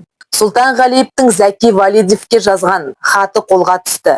Рысқұловтың іші мұздап қоя берді. Демек Сұлтан Ғалиевтің хаттары аңдуда болған екен ғой. Сұлтан Ғалиев Рысқұловқа да 2 хат жазып еді ғой. Ендеше олар да есепте тұрған болды ғой. Куйбышев оны айтатын шығар. Бірақ Куйбышев оны айтпады. Зәки Валидов күні кеше Башқұрт автономиялық кеңестік социалистік республикасының халық комиссарлар кеңесінің төрағасы болған. Қазақстанда Алашорда өкіметін құруға тілектес еді. Қазір елден кетіп, Түркияда тұрады. Сұлтан Ғалиевтің онымен байланысты болуы ауыр қылмыс, шын ба, жалама? Сұлтан Ғалиев Рысқұловтан 2-3 жас үлкендігі бар. Башқұртстандағы татарлардан шыққан аса білімді алғыр адам. Татардың жалынды революционері Молланұр Вахитовпен қол ұстасып Татарстанда кеңес үкіметін құрған кісі. Молланұр оқыста опат болған соң, оның орнына Мәскеудегі орталық мұсылман комиссариатының төрағасы, Күншығыс халықтары коммунистік ұйымдары орталық бюросының төрағасы болды. Таяуда тұтқынға алынғанға дейін ұлт мәселелері жөніндегі комиссариаттың коллегия мүшесі еді. Осы 1923 жылдың 4 мамырында жұмыс орнында отырған жерде тұтқындалған, тапатал түсте өз кабинетінде. Оның алдында ғана Сталин оған оңаша отырып, Мирсайыт абайла деген, сенің хаттарыңды оқып қолға түсіріпті деген. Сонда қалай? Сталин оған жаны ашығаны ғой. Жаны ашып бәле жаладан қорғап сақтандырғаны ғой. Ал ендеше Сұлтан Ғалиевті тапатал түсте өз кабинетінде Кремльде қамауға алуға ОГПУ-дың қалай батылы барған? Міне бұл жұмбақ, үлкен жұмбақ. Болашақ көп жұмбақтардың, сан сапалақ сойқандардың басы осы болып жүрмесін. Асылы әр адам шешуі жоқ жұмбақ. Есіңізде ме, Абай? Мен бір жұмбақ адаммын, оны да ойла, деп ескертпей ме? Шешендер бірінен соң бірі шығып сөйлеп жатыр. Көбі Сұлтан Ғалиевке лағынет айтып, қарғыс таңбасын қыздырып, Сұлтан Ғалиевтің қорғансыз тәніне шыжғырап басып жатыр. Рысқұловтың көз алдына сонау Талғар-таудың шатқалы келе қалды. Жылқышы әкесі Рысқұл басына құрық тимеген асауларды бұғалықтап, қос құлақтан тырып еткізбей ұстап тұрғанда, Басқа жігіттер көрікке қып-қызыл боп қызған дөңгелек бас сым темірді асаудың сауырына быж жеткізіп басып кеп қалушы еді. Асау түлік сонда шыңғырып кеп жіберетін. Көңсіріп күйген ет иісі мұрныңды жарып жүрегіңді айнытатын. Саймасай болыстың кілең мақпал қара сылаң сұлу жылқысының оң жақ сауырына алма бейнелес таңба түсіп ырсиып қалатын. Енді ол жылқы жер түбіне кетсе де жоғалмайды. Күйдірген таңба өмірлік. Саймасайдың жылқысына бір жігіт таңба салса, мына Сұлтанғалиев міскінге жабыла таңба басып ақ жатыр. Өлгенше өмір бақи, тіпті өлгеннен кейін де өшпейтін таңба. Апырай, әсіресе сол Сұлтанғалиевпен істес болған, бір нәсілден шыққан Сейітғалиев дегеннің өршеленгенін көрсең, төбе шашың тік тұрып жағаңды ұстайсың. Осы Сейітғалиев күні кеше Татарстанда қара халықты ұлардай шулатып еді. Продразверстка дейтін залым салықты үстемелете салып, кедейсің бе, орташасың ба, байсың ба демей, жаппай қарсы шыққандарды контра деп топалаң тиген қойдай қылған. Мұны естіген Сұлтанғалиев Сталинге тағы басқа бастықтарға айтып, қоймай жүріп Сейітғалиевті орнынан алдырған. Енді сол Сейітғалиев мына кеңеске қатысып, Сұлтанғалиевті жерден алып, жерге салып тұр. Сонда мұның кекшілдік, өшпенділік, есеп айырысу екенін Сталин шынынан білмей отыр ма? Сейітғалиевті орнынан алдырған Сұлтанғалиев екенін біле отырып, Сейітғалиевті жер түбінен таптырып алып, мына биік мінберден сайратып қоятын не жөні бар? Бұл да жұмбақ. Жүре берсең көре бересің. Көргенің көп, Рысқұлов, бірақ көрмегенің әлі алда. Сейітғалиевтен соң Сұлтанғалиевті айыптауға, Сұлтанғалиевшыларды аяусыз әшкерелеуге шақырып, өз жерлестері Ибрагимов, Шамиғұлов дегендер сөйледі. Рысқұлов сонда өзінің жандай жақсы көретін атасы Ахмет Байтұрсыновтың ертекте жазған бір ауыз өлеңін есіне түсірді. Сонау 1910 жылы Ахмет Қарқаралыда нақақтан жаладан ұсталып түрмеге түскен ғой. Сонда жазған бір өлеңі Құранның сүресіндей жатталып қалыпты. Қинамайды абақтыға жапқаны, қиын емес дарға асқаны, атқаны. Осылардың бәрінен де қиын, бірақ өз ауылымның иттері өріп қапқаны. Қайран ахан, демек әр елде де өз ауылының иттері бар болғаны ғой. 1920 жылы Тұрар Рысқұлов пен Ахмет Байтұрсынов екеуі бірігіп жазған бір құжат бар. Ол еш жерде жарияланған емес, бірақ кейін заман кері кетерде. Әсіре сотшыл догмат тарихшылар табыларда, сол құжатта архивтен суырып алып, ұлтшылдықтың туы деп байбаламдап, Рысқұлов пен Байтұрсыновқа қара күйені аямай-ақ жағар. 1920 жылдың күзінде Коминтерннің конгресі болмақ. Сонда Ленин баяндама жасамақ. Дүниежүзілік көкейкесті мәселелердің мәнін жете білер, кеуделері кең сарай, ақылды деген қайраткерлерге Ленин сол баяндамасының тезистерін жібереді. Мақсат артығы болса алып, кемі болса толықтырып, ақыл біріктіру. Лениннен артық білімпаз қайда бар? Бірақ Лениннің өзі де өз серіктерімен ақылдасқан, жалғыз мен ғана данышпанмын деп кеуде қақпаған. Сол тезистерін Ленин қазақтардан Байтұрсынов пен Рысқұловқа жіберіп, пікір кеңес сұраған. Сонда қазақтың екі жайсаңы тізе қосып отырып Лениннің баяндамасына толықтырма ретінде хат жазған. Түркістан мен Қазақстанда патша отаршылдығының әлі жойылмағанын, халық күштілерден әлі қысым көріп отырғанын жазады.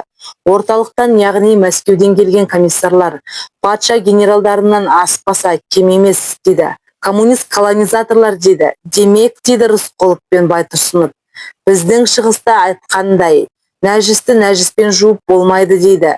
Міне осыдан кейін әсіресе белсенді, әкіреңбай тарихшылар, басшылар жерден жеті қоян тапқандай, әшкерелеу әрекетіне құлшына кіріспегенде қайтсын. Ал бірақ бұл сөздері үшін Рысқұлов пен Байтұрсыновты Ленин айыптаған жоқ еді.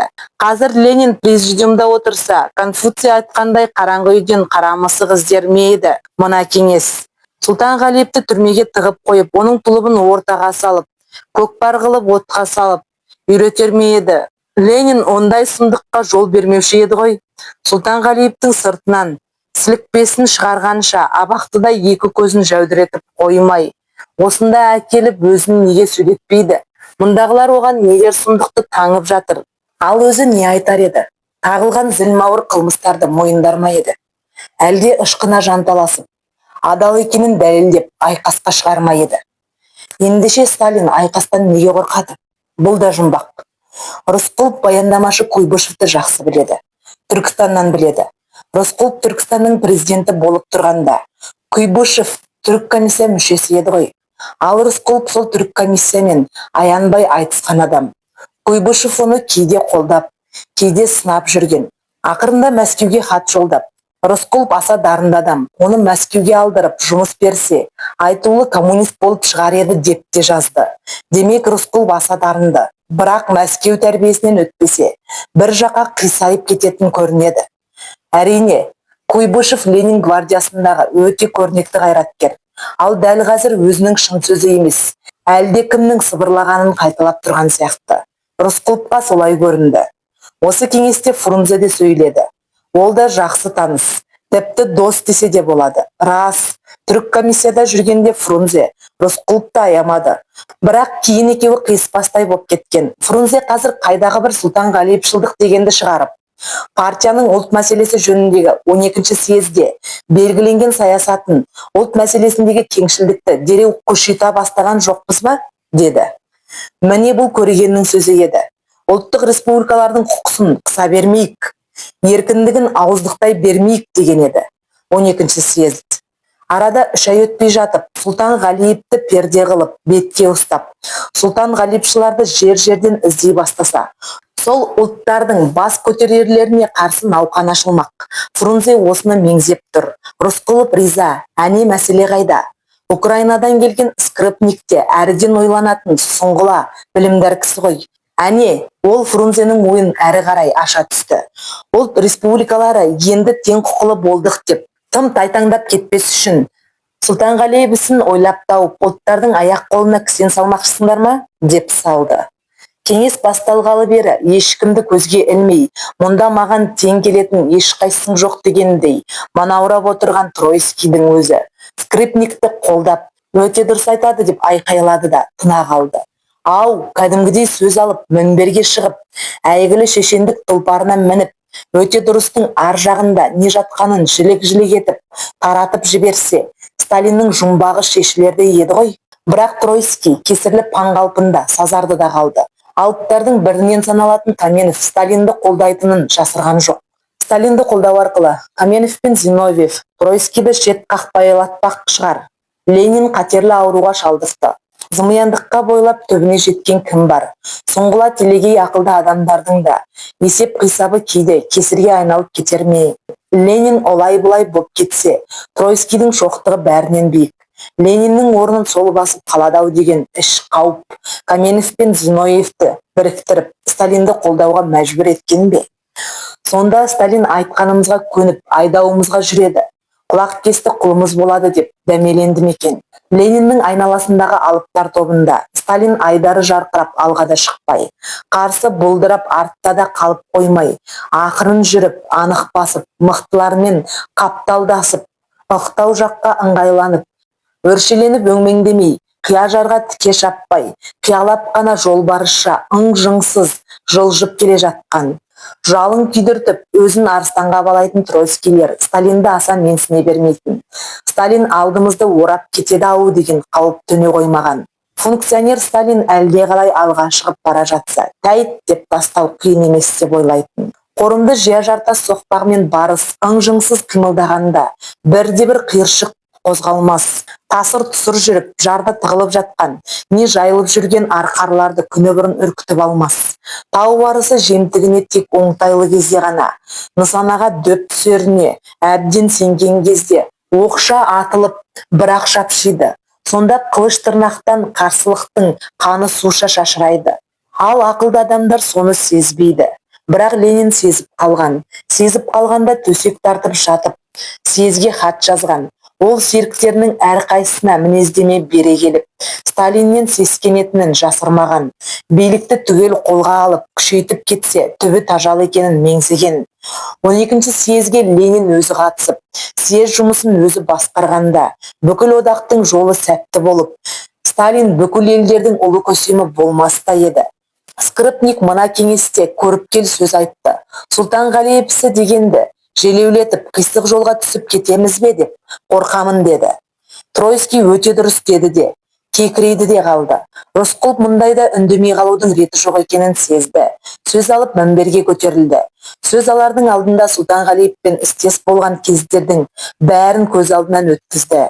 Кеңес өкіметіне қарсы, оның көсемдеріне қарсы айтқан бір ауыз сөзін, не қылаудай әрекетін сезген емес. Ұлтшылдық әрекеті болды ма? Жоқ сияқты.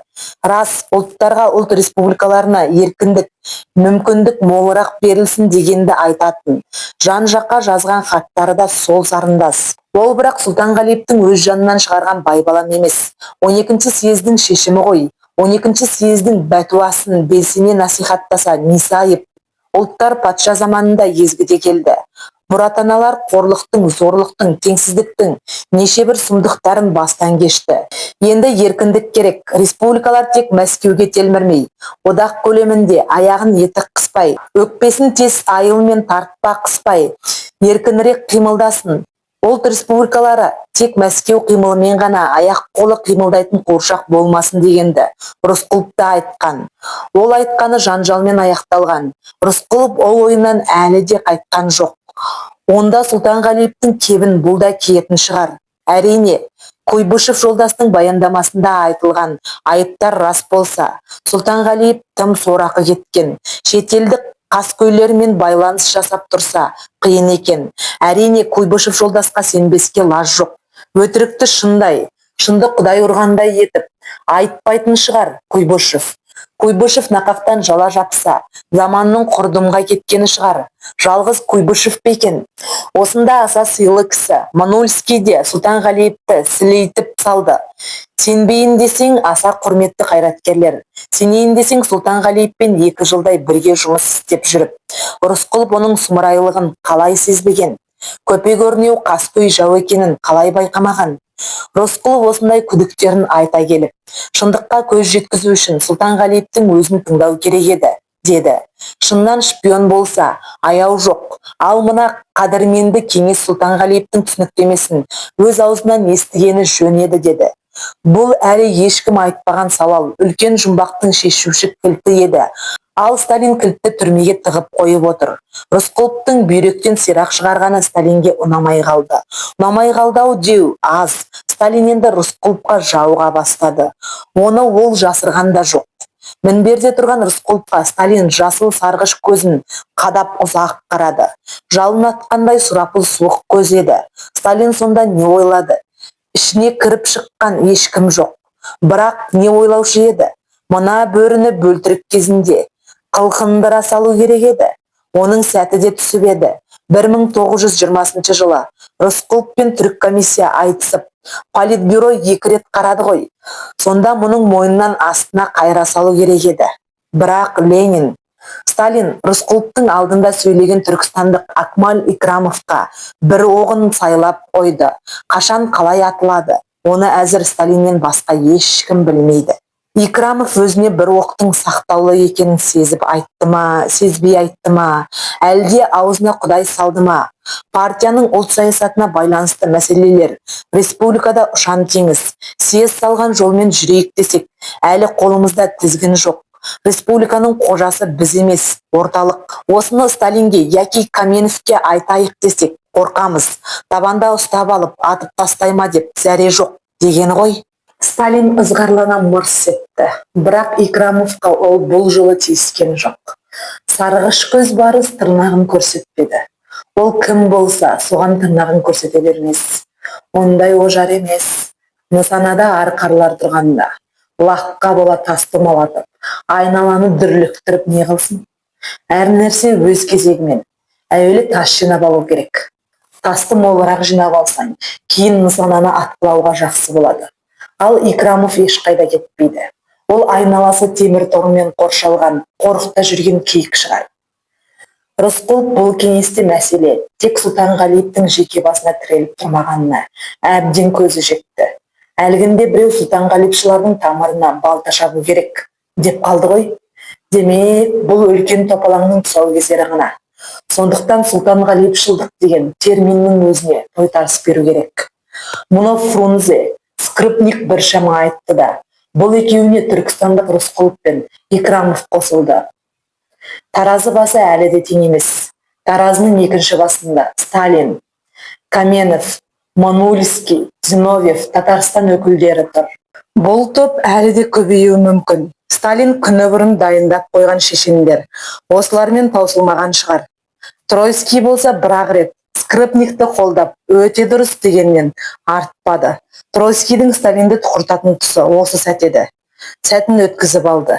Өзіне өзі тым сенімді сабазың, дәл осы енжарлықтың сазайын кейінірек әбден-ақ татар-ау.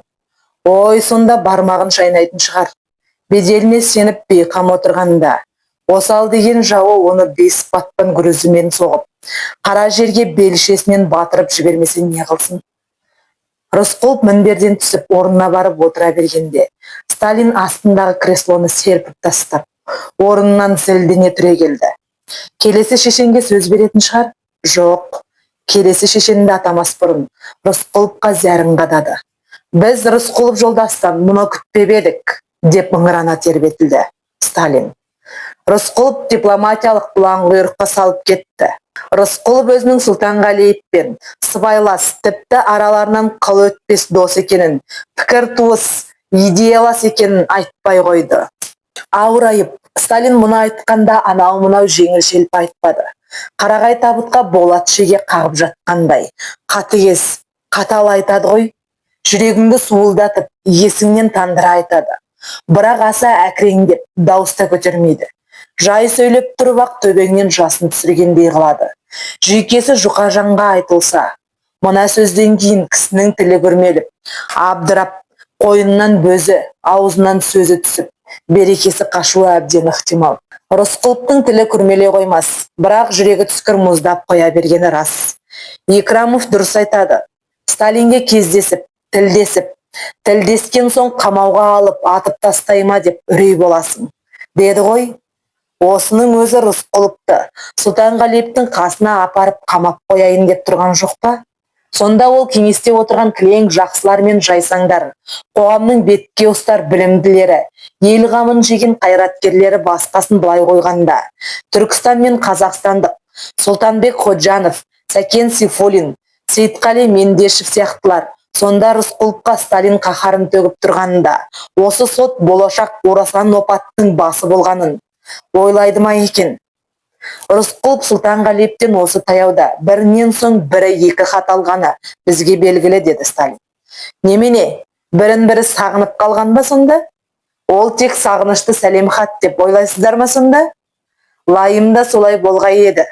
Сталин мысқылдай да біледі, бірақ зілді мысқыл.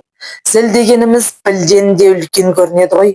Сірә Мамонт деп жүргеніміз сол зіл болса керек.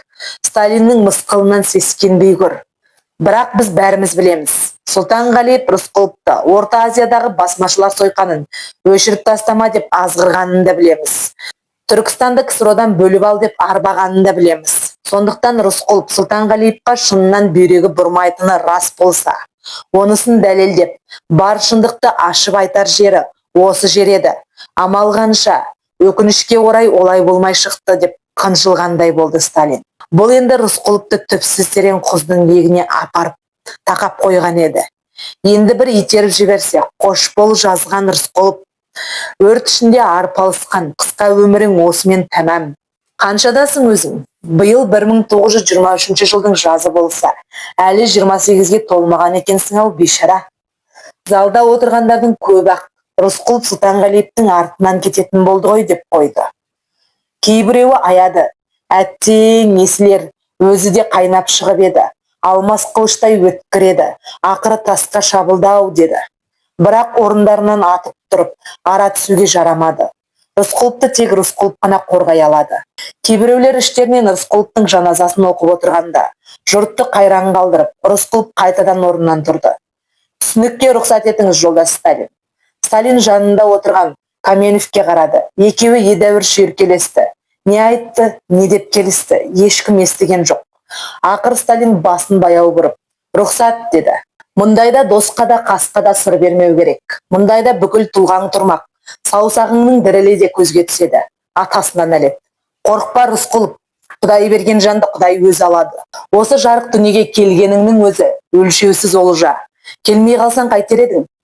Қазақтың өлшеусіз кең өлкесінің бір пұшпағында туып, зорлықтан, жетімдіктен, аштықтан бір жерде қылжиып қалмай, адам болып, атқа қонып, өзіңнің емес, еліңнің жоғын жоқтап, әрлі-берлі дүниеден өткен патшалардың ішіндегі ең қаһарлысының қарсы алдына қасқайып тұрып сөз сөйлегенің өзі мың бақыт емес пе? Және қарсы сөйлеу екінің бірінің қолынан келіп жатқан жоқ. Бұған да тәуба, тәуба. Көп уақыт алмаймын, деді Рысқұлов мінберге шыққан соң. Қысқа айтайын, менің партиядан, орталық комитеттен жасырып қалар сырым жоқ. Ойым қандай, сырым қандай, әрқашан сікідан жасырмай, тура бетіне айтатын әдетім бар. Бағым ба, сорым ба, оны білмеймін. Сондықтан әлденені бүгіп қалу, қайбір жерде бұғып қалу, күн райына қарай аунақшып, айлы түнде өз көлеңкесінен өзі қорқатын қояндай хәл кешетін мен емес. Өзімді өзім ақтай аламын. Сүттен ақ судан таза періштемін деп те айта алмаймын. Қате кімнен кетпеген, жаңылмайтын жақ, сүрінбейтін тұяқ жоқ. Адасқанның айыбы жоқ, қайтып үйірін тапқан соң, дейді біздің халық. Ұлт мәселесінің білімпазы, теоретигі Сталиннің өзі де автономизация дегенді ойлап тауып, бүкіл халықтың РСФСР-ға бағындырып, бүкіл ұлттарды жалғыз кнопкамен басқармақ болған. Сөйтіп Сталиннің өзі де оңбай қателескен. Оны дер кезінде Ленин түзетпегенде, осы күнгі одақ дегеніміз болар ма еді, жоқ па еді, Құдай білсін, деп айтайын деп тұрды да, сәл кідіріп ақыры айтпады. Бәлкім айтып салу керек педі, атасына нәлет. Рас, менен де мүлт кеткен кез болды. Бірақ Сталин жолдас айтқандай, дәл қазір емес, 1920 жылы, қазір Сұлтанғалиев уағыздап жүрген идеяны мен 1920 жылы айтып едім. Түркістан бір тұтас, ол бөлінбес деп едім. Өз алдына бір республика болып, одақ құрамында болсын деп едім. Яғни өз тізгіні өзінде болсын, шетелмен дипломатиялық қарым-қатынас жасасын, өзінің шағын әскері, тіпті өзінің ақшасы болсын деп едім. Түркістанды одақтан бөліп әкетем деп жанталасқан жоқпын. Бұл жаулардың жаласы. Егер Түркістанда мұндай ерік болмай, Мәскеу оны қос құлағынан тұқыртып, басып отырса, мұны көрген шығыс елдері, Үндістан, Қытай, Иран, тағы басқалар бізден шошынады. Социализммен безінеді деп едім. Қуыршақ республика болудан асқан бақытсыздық жоқ деп едім. Мұнымды түрік комиссия ұнатпады. Политбюро қостағанда жоқ. Мүлде жоққа шығарған жоқ. КСРОны, яғни республикалар одағын құру алдында мен айтқан ұсыныстардың 4-тен 3-і қабылданды. Конституцияға енгізілді. Демек, менің пікірім сандырақ болмағаны ғой. Жаудық жат пікірде емес. Мұның бәрі ЦК-ға белгілі. Менің конституция туралы, одақ туралы пікірлерім ЦК-ның архивінде жатыр. Күмәнданған адам көруіне болады. Рысқұлов осылай бір қайырып тастады да, енді Сұлтанғалиев мәселесіне көшті. Сталин жолдас мені Сұлтанғалиевпен қосақтап қойғысы келеді. Идеялас дегенді айтады. Сұлтанғалиевпен қызметтес болғаным рас. Оның кәсіпқой революционер екені де рас. Революция ісіне 1905 жылдан араласқан адам. Кейін Бакуде көп жыл тұрып, пролетариат көрігінен өткен адам. Ол кездегі Сұлтанғалиевті менен гөрі Сталин өзі жақсы білсе керек еді. Бакуде бірге болды ғой. Сұлтанғалиев, Сталин және мен наркомнатста бірге жұмыс істедік. Сталин Сұлтанғалиевті жақсы білмесе, оны жанына алып жақын жүріп несі бар? Осыны айтып тұрғанда Рысқұловтың есіне Сталин мен Сұлтанғалиевтің үйінде бірге болғаны түсті. Сұлтанғалиев үйленіп той өткізді. Тойға шағын топ, өз туыстары, қызметтес жолдастары келді. Сталин де келді. Той Мірсайыт Сұлтанғалиевтің пәтерінде өтті. Келіншегі көркем сұлу татар қызы екен. Тіпті Сталин онымен биге шығып, көңілді отырды. Осындай бір мөлтек отырыста дастархан басында Сталин адам танғысыздай өзгеріп кетеді екен. Қызметтегі қаталдықтан із қалмағандай өзгереді. Биде билейді, шарапты да ішеді, ептеп әнде айтады. Анекдоттан да құралақан емес, кәдімгі адам, аңқылдақ дос. Сонда Мірсайыт Сұлтанғалиев татарша тамылжытып ән салып еді. Сірә Ғалибану, яки сағыну шығар. Рысқұлов пианинада оны сүймелдеп отырды.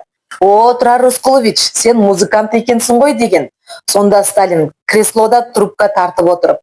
Бала күнімде түрме бастықтың малайы болып жүргенімде, сол бастықтың қызы үйретіп еді, деді Рысқұлов. Сонда Наташа көз алдына келді. Жүрегі түскір сыздап барып басылды. Наташа екеуі үйленіп, мынандай той жасай алмады. Тойына Сталиннің өзі қатысып отырған. Сұлтанғалиев қандай бақытты. Жас жұбайларға арнап Сталин тост көтерді. Қуаныштарың таусылмасын, бақытты болыңдар, деді Сталин. Арада 1-2 жыл өтпей-ақ сол Сұлтанғалиевқа тілеген бақытты Сталин өз қолымен тартып алғаны несі? Өзі бақыт тілеп, өзі сорлы еткен қандай жан? Ал енді Сұлтанғалиев жазған хаттар туралы Рысқұлов қалтасынан 2 конверт суырып алып, жоғары көтерді. Міне, Сұлтанғалиевтің хаттары не айтады? 12-ші съезд берген ұлт құқыларын дұрыс пайдаланайық дейді. Съезд қабылдаған шешімдер іске дұрыс аспай жатса, оны орталық өзі кесір етсе, оны алдағы съезде ашып айтайық дейді. Артық айтылған ештеңе жоқ. Мен солай деп ойлаймын. Ау, орталықсыз біз өз республикамызда, өз бетімізше тым құрыса газет аша аламыз ба? Сол газетке орталықтың рұқсатынсыз қосымша бір қызметкер қабылдай аламыз ба? Жоқ. Не деген сұмдық? Сонда біздің қай жеріміз республика? Біз мақта өсіреміз, мал көп, жүн өндіреміз. Ал енді Мәскеудің рұқсатынсыз сол өзіміз өндірген мақта мен жүннен бір шүйкесін пайдалана аламыз ба? Жоқ. Не деген сұмдық? Ал Сұлтанғалиев болса, осындай сорақылықтан құтылайық дейді. Оның несі айып? 2-ші хатында Мәскеу, Ленинград оқу орындарына жергілікті жастарды жіберу туралы. Ал енді мен осы хаттардан кеңес өкіметін жалп еткізіп құлатып тастайтындай ештеңе сезген жоқпын. Әлде осы ойларымда қорқынышты бірдеңе бар ма? Мәселенің айқындығы сонша, оның бәрі өзіме де өте таныс болған соң, мен бұл хаттарға жауап та берген жоқпын. Мұным әрине этика жағынан дұрыс емес шығар. Хат ашық, шифрлы емес, жасырын емес. Кеңес поштасы арқылы келді. Ал енді Сұлтанғалиевтен мен 2 хат алғанымды Сталин жолдас қайдан біледі? Егер біздің әрбір адымымыз, жүрген тұрғанымыз, әрбір қимылымыз Сталин жолдастың аңдуында болса, жетіскен екенбіз. Күдік қозған жерде бүлік болады. Ау, бір-бірімізге сенбесек, қалай күн көреміз? Ал енді Сұлтанғалиевтің маған ықпалы туралы. Сұлтанғалиевтің айтқанына көніп, айдауына жүретін мен оның құлақкесті құлы емеспін. Сұлтанғалиевтің жетегінде жүретін мен оның мұрнын тескен тайлағы емеспін. Сұлтанғалиев мені арам іске айдап, азғырған да жоқ. Сондықтан Сталин қателеседі.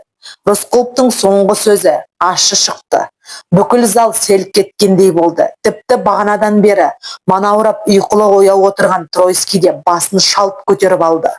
Жер қозғалса қозғалмайтын Сталиннің өзі де Рысқұлов, Сталин қателеседі дегенде, дай бог деп қалды. Залдағылар гу-гу етіп, абыр-сабыр әңгіме кеулеп кетті. Жұртты тәртіпке шақырып, Каменов қоңырау қақты. Ал енді сенім мәселесіне келейік, деді Рысқұлов, сәл тыныстап алған соң. Сталин жолдастың айтқан мәлімдемесін мен ЦК-ның мәлімдемесі деп қабылдаймын.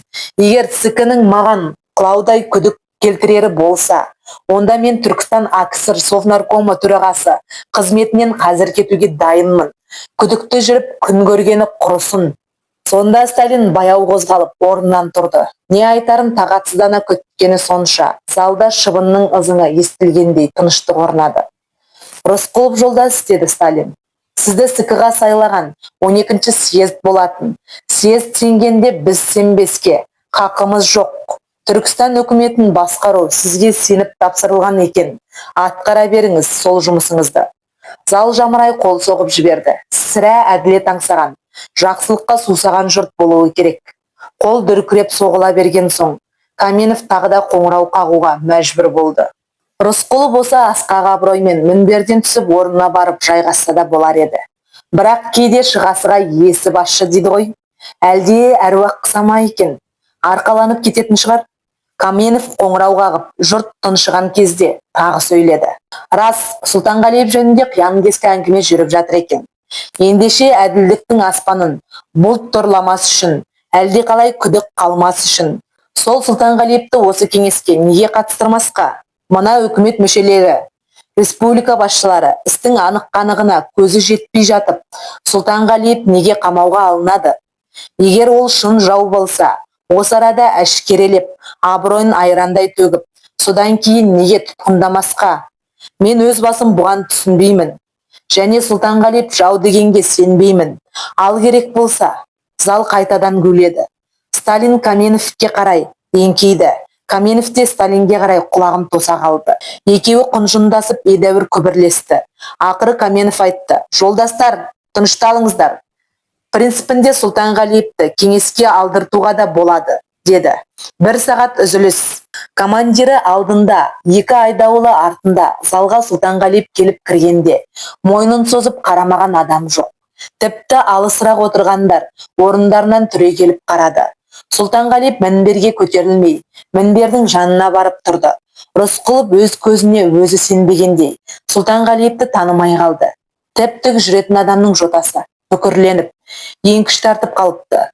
Жарқылдақ жайдарман Мірсайыт қайда? Жағы суалып, көздері ініне кіріп кеткендей, көзінің айналасын азап таңбасындай айшықтап қара көлеңке қоршалап алыпты.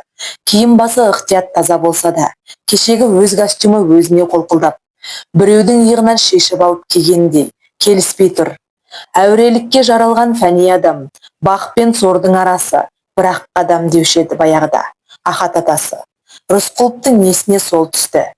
Дүние әлем түгіл біле бермейтін, Түлкібас дейтін жерде, Күмісбастау атты жұмақ жайда, жәннатта туса да, тозақ тіршілігін көп көріп қартайған ахаттары оқымай-ақ, университет бітірмей-ақ философ қой.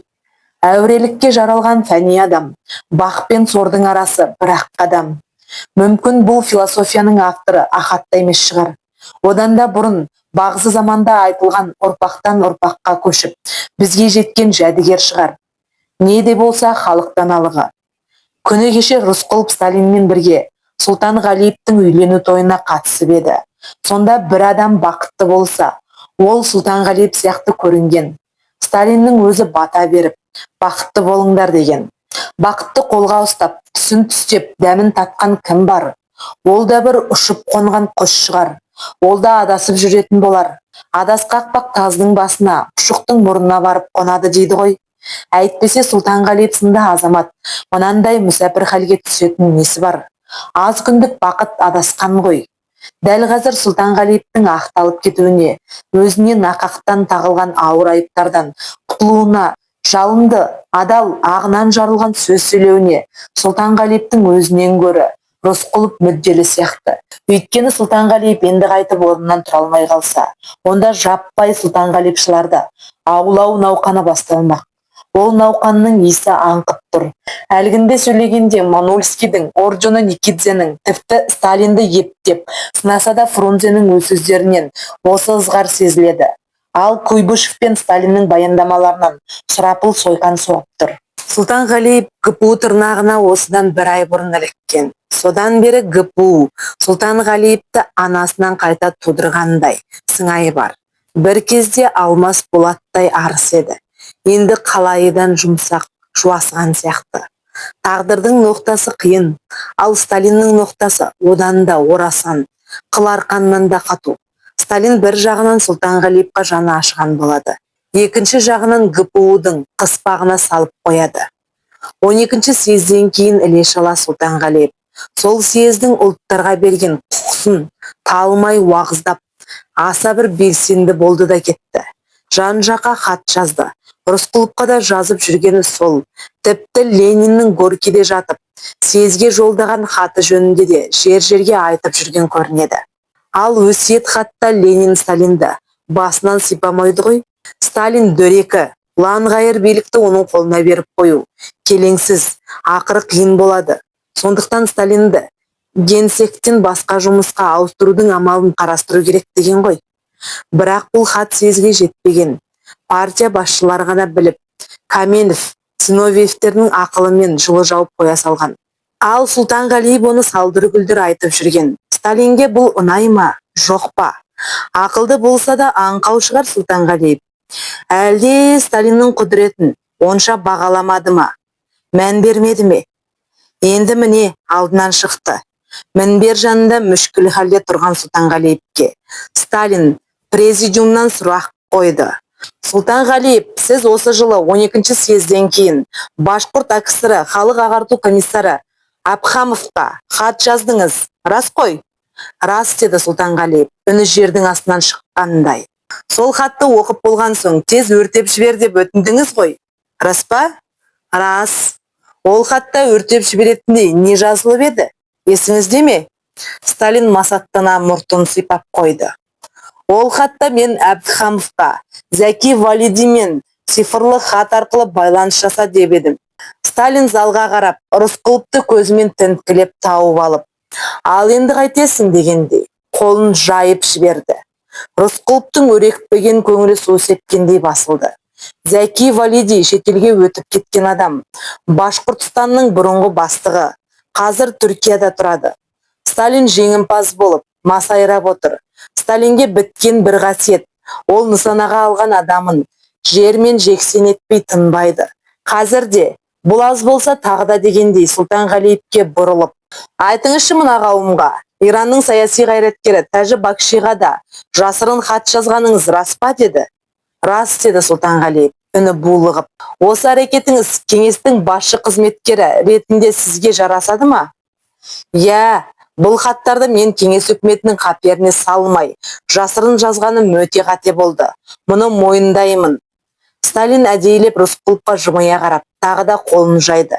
Не шара, енді қайт дейсің деген сыңайлы. Ол ма, орнынан ырғала түсіп түрегелді де. Сталин тағы сөйледі. Әңгіме осымен бітсе керек еді. Бірақ бір нәрсені баса айтқым келеді. Сұлтанғалиев әркім-әркімге жасырын хат жазып, ұсақ-түйек мәнсіз мәселемен айналысқандай әсер қалуы мүмкін. Сұлтанғалиев әрекетінің ар жағында тұран идеясы жатқанын әркім аңдай бермейді.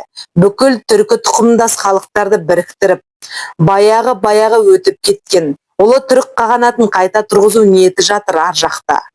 Тұран дүниесін тірілту арманы асқақ Сұлтанғалиевті. Мұның атын пантюркизм дейді. Ал пантюркизм дертімен ауырған басқа адамдар да арамызда жоқ емес. Бұл енді тікелей Рысқұловқа атылған оқ екенін азды көпті көзі ашық адамдардың бәрі түсінді.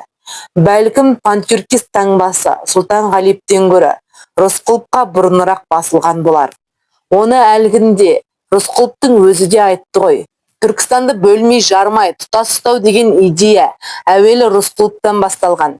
Түркістан бір тұтас болса, қазағы, өзбегі, түркмені, қырғызы, қарақалпағы бір тұтас болса, ол алып магнит сияқты басқа түркі тектес, башқұрт, татар, Әзербайжан сияқтыларды өзіне ақ тартып алады. Ал орталық бұдан қатты қорқады. Рысқұлов РСФСРден бөлінбейміз деп қанша құлшына мәлімдегенмен, аса ірі Түркістанның басына кейін ноқта симай кетеді ғой.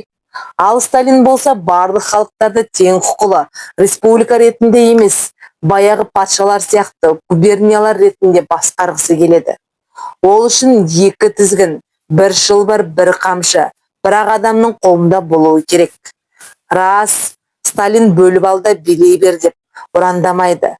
Бірақ сол саясаттан алшақ кетпейді. Не керек Сталин қойған ауыр кінәларды Сұлтанғалиев түп-түгел мойындап тұр. Мойындап тұрса да мына күні кешегі қызметтестерінен көзін тайсалтпайды, жанарын жасырмайды. Ол тіпті бір сәт Рысқұловқа да тіктеп қарап тұрып қалды. Тілмен айталмағанды адам кейде көзбен айтуға мәжбүр. Сұлтанғалиевтің көзінен сонда Рысқұлов түпсіз терең қасірет аңғарғандай болды. Кешір бауырым, осылай демеске шарам жоқ дегендей, әлгі шексіз қайғылы қасіретті көз.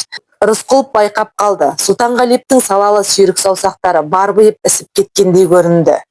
Тынымсыз қалтырайды екен. Бір қолымен ұстап, тоқтатқысы келгендей еді.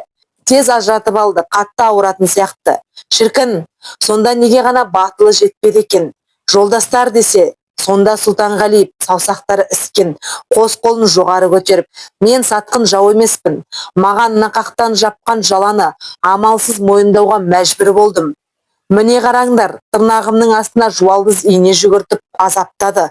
Қараңдар десе, сонда мына қайраткерлер алда өздерінде не күтіп тұрғанын әлде қалай сезініп, сол сойқанның алдын алар ма еді? Сталиннің азап машинасы әлі екпін алмай тұрған кезде қиратар ма еді? Сұлтанғалиев ештеңе айтпады. Апырай, сол тойда Сталин, Рысқұлов қатысқан тойда әдемі сұлу келіншегі аты кім еді? Иә, Сол сұлу келіншегі Сұлтанғалиевті мойнынан құшақтап тұрып, сызылып таң атқанда, ал шапақ батқанда, күзләрім тиксене изләр, деп сыбызғыдай сыңсытып ән салып еді. Ағарып таң атқанда, қызарып күн батқанда, сүйгенін қимай бір сәт көрмесе тұра алмайтын сол сұлу енді қандай күйде екен. Енді сол сұлу жандай жақсы көретін жарына тесіктен алақандай тіл қатып жүре ме екен. Кім айтса да данышпан айтқан, бақ пен сордың бір-бірімен ажырасуы азап. Оны Рысқұловтан артық түсінетін жан жоқ. 10 жасында әкесінен тірідей ажыраса, адасқан бақ енді қонды ма дегенде, заман дауылы соғып, сүйген жардан, Наташадай арудан айырылды. Наташадан қалған жалғыз жәдігер Ескендір дәл қазір есіне түсіп, сағыныш сезімнен іші бауыры елжіреді. Ескендірді бауырына басқан Надя көз алдында мұңайып тұрды. Бірақ оны онша сағынбаған сияқты. Аяғы ауыр еді, қандай халде екен деген уайым ғана елес берді. Сонымен Сұлтанғалиевті айдауыл қайтадан алып кетті. Кеңестің аяғына дейін ұстап қажеті жоқ еді. Сұлтанғалиевтің кінәсі ауыр. Оған кеңестегілердің бәрінің көзі жетті. Сталин жеткізбеске қойған жоқ. Рысқұлов риза емес.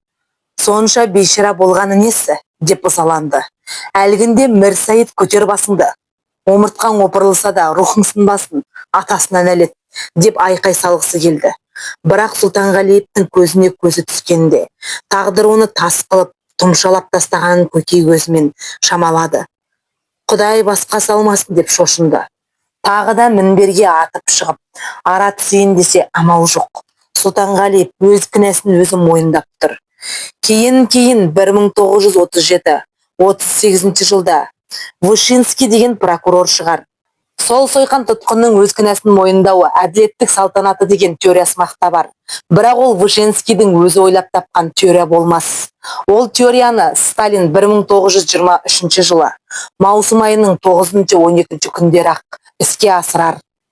Ал әзір мына кеңесте отырған басшылар ақылды болар, болмас, бірақ кілең басшылар, болашақ 37-38-дің тұсаукесері осы кеңесте 1923 жылы басталғанын сезе де бермес. Бұл алдағы жойқын қуғын сүргіннің беташары болатын. Тағдыр оның тұңғыш құрбаны ретінде Мірсайыт Сұлтанғалиевті таңдапты. Келесі кезек кімдікі? Бұдан қандай қорытынды болуға керек? Әне анау Тройский, Зиновьева, Каменовой, Бухарины, Рыковой бәрі әлі төрт көзі түргел отыр ғой. Ойланды ма солар бұдан қандай қорытынды шығу керек екенін? Олар кезінде Ленинге де қарсы келіп, айтысып тартысып жүрер еді. Бірақ ешқайсының басындағы шашының бір қылы да қисайған жоқ. Отыр ғой бәрі сіресіп. Қарсы келген үшін оларды отап жіберемін десе, Лениннің құдіреті жетпеді деп ойлайсыз ба? Саяси қарсылықтың қанын төгу тек тиранның ғана қолынан келеді. Данышпан көсен ондай озбырлыққа бармайды, ақылмен жеңеді. Ал мына 4-ші кеңестен шығатын сабақ. Ажалыңнан бұрын өлейін десең, генсектің алдын кескестеме. Сталинді генсек қызметінен басқа жұмысқа ауыстырған жөн деген Лениннің хатын жұртқа жайма. Бір елі аузыңа екелі қақпақ қой. 12-ші съезд ұлттар құқысын түзеп берді деп шешең ұлтап қандай айқайлай берме. Әйтпесе ұлттар тайтаңдап кетеді. Құқышылын әліңе қара, бас-басыңа қожайын болып, әр республика өзін-өзі басқарып, өз қотырын өзі қасылап кетсе, орталықтағы Сталин не бітіреді? Демократия дейді. Демократияшылын, демократия республика деп, өңеші жыртылғанша өзеуреген революционерлер болған. Алысқа бармай-ақ Францияны алыңыз. Дантон, Марат, Робеспьер дегендері болған сол революцияның. Шеуде алып еді. Шеуде жанып тұрған жалын еді. Бірақ үлкен өрт кезінде жалынды жалын жұтып қояды екен. Дантон, Марат, Робеспьер бірін-бірі жеп қойды. Олар бірін-бірі жеп қойған соң кішкентай генерал Наполеон шыға келді. Сталин дегенмен Наполеонды ұнатады. Соған ұқсағысы келеді. Тарих көшінде кейбір ұқсастықтар бола бермек. Міне мына отырған тәкаппар менмен Тройский, Каменов, Зиновьев, мүмкін Бухарин бәрі бірігіп сол менменсіген Тройскийді Сталиннің алдына жығып береді. Содан соң барып әлі де болса Қауіпті ау деген Каменов пен Зиновьевті Бухарин тірсектен қағып Сталиннің алдына бүк түсіреді.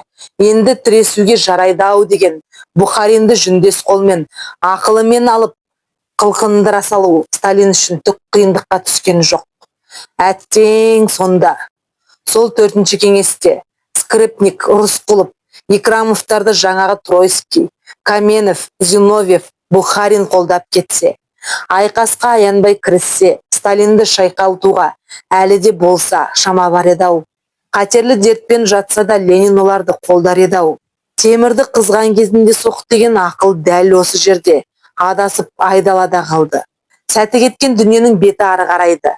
Сұлтанғалиев Сталиннің көкегіне жалғыз байланған қозыдай маңырап қалды. Ал сол көгенге осы отырған көсендер көбін көгенделетіндеріңді сол кеңесте білмедіңдер ау. Болашағын біле берсе адамдардың бәрі әулие болып кетпей ме?